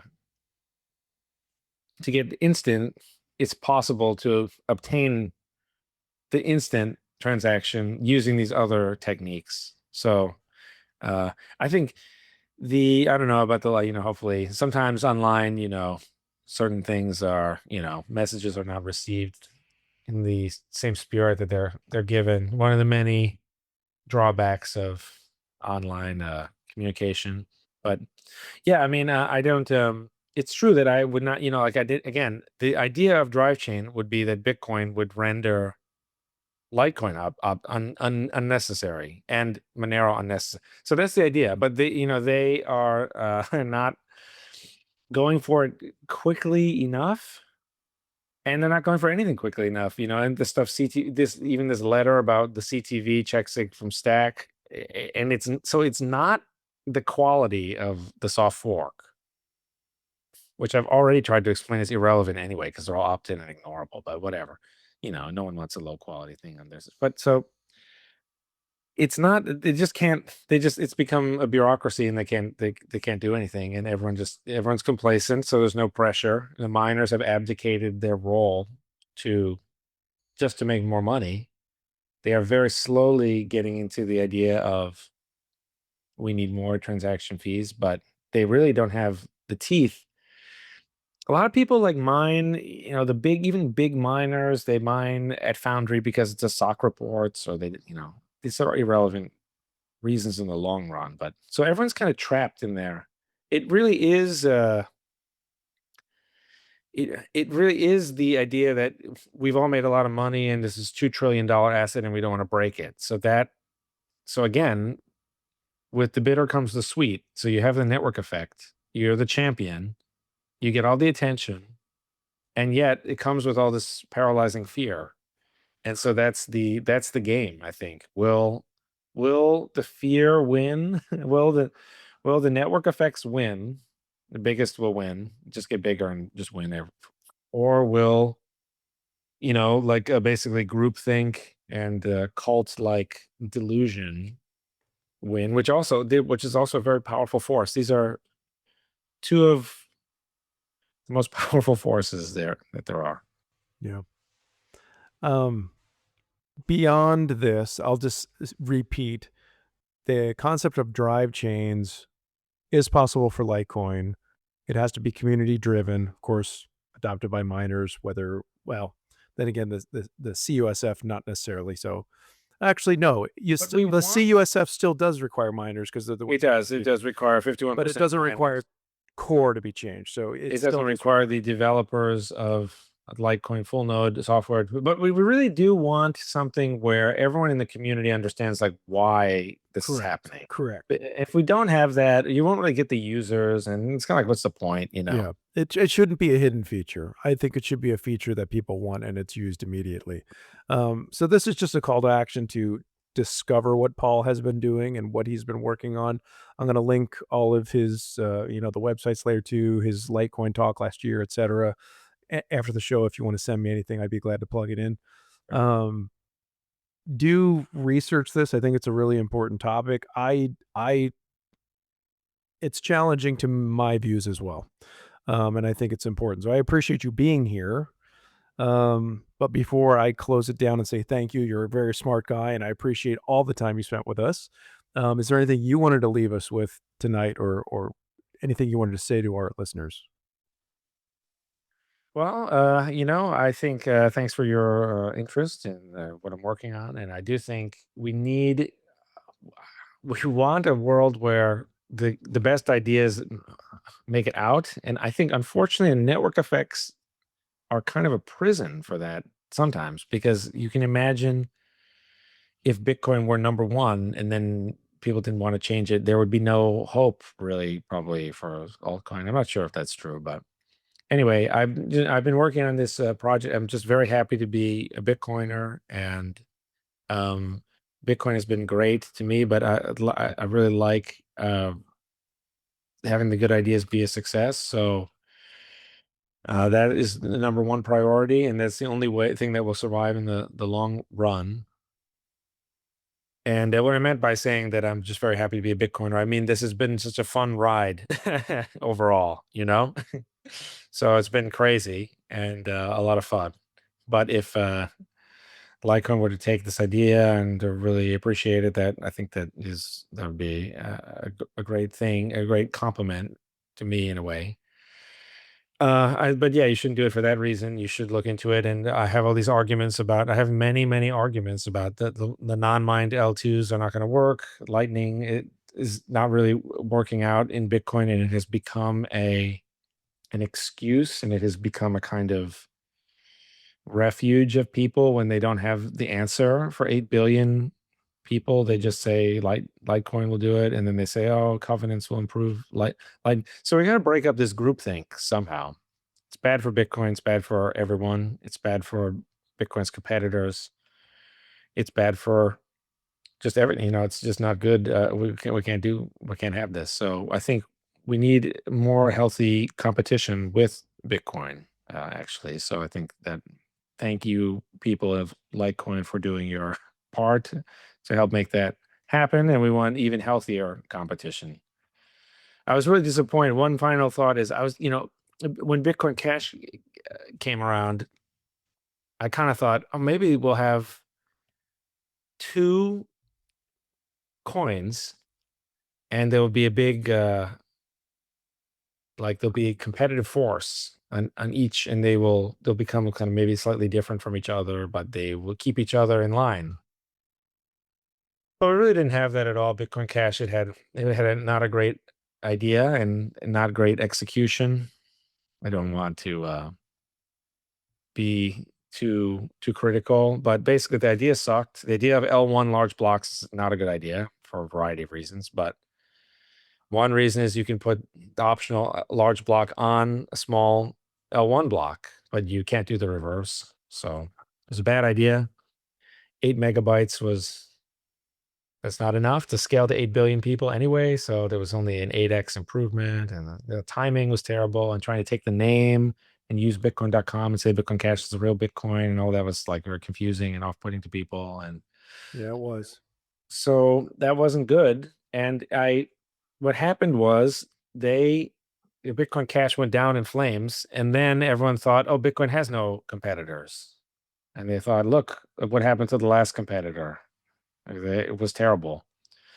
So, and as a result, this has created all this complacency, I think, part of it anyway. And so we want, I would prefer it if we had someone, nipping at the heels, or even better, like a real rival, like a real whatever. I don't know. I don't know about metaphor. I could possibly Goku and Vegeta or something, whatever. We like that one. Right. Yeah. Yeah. We like And Goku and Vegeta. yeah, so that's what's best for everyone. You don't want to live in a world where, even if you were deciding for your son or something, a child, the best thing is for them to have some rival, to keep them focused.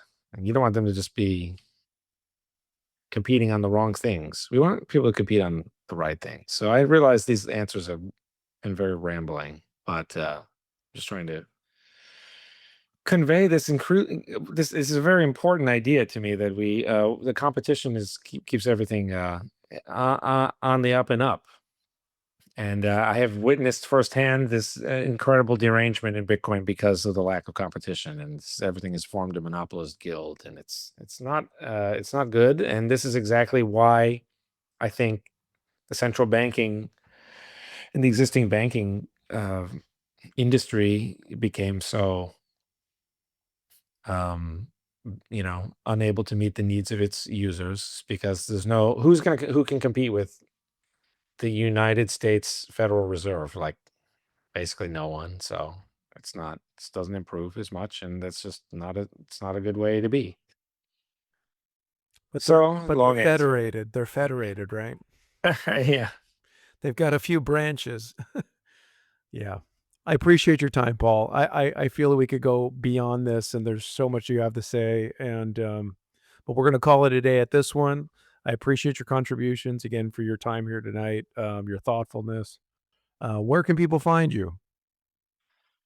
Well, yeah, I'm on Twitter at Truthcoin, TRUTHCOIN.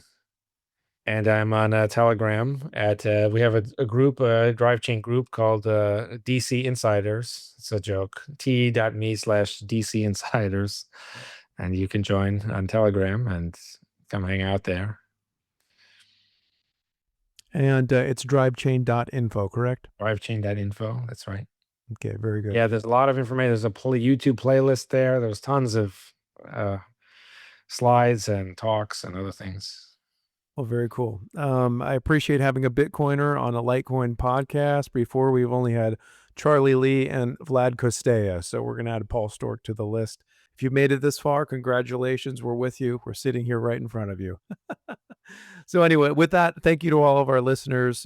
Thanks for tuning in today. Of course, you can find this episode and all other episodes at 84million.com/podcast. You can find us on X, YouTube, and wherever you stream your podcasts. And again, once again, thank you, Paul, and have a good evening. Thanks for coming on the show. Hey, thanks for having me. Yes, sir.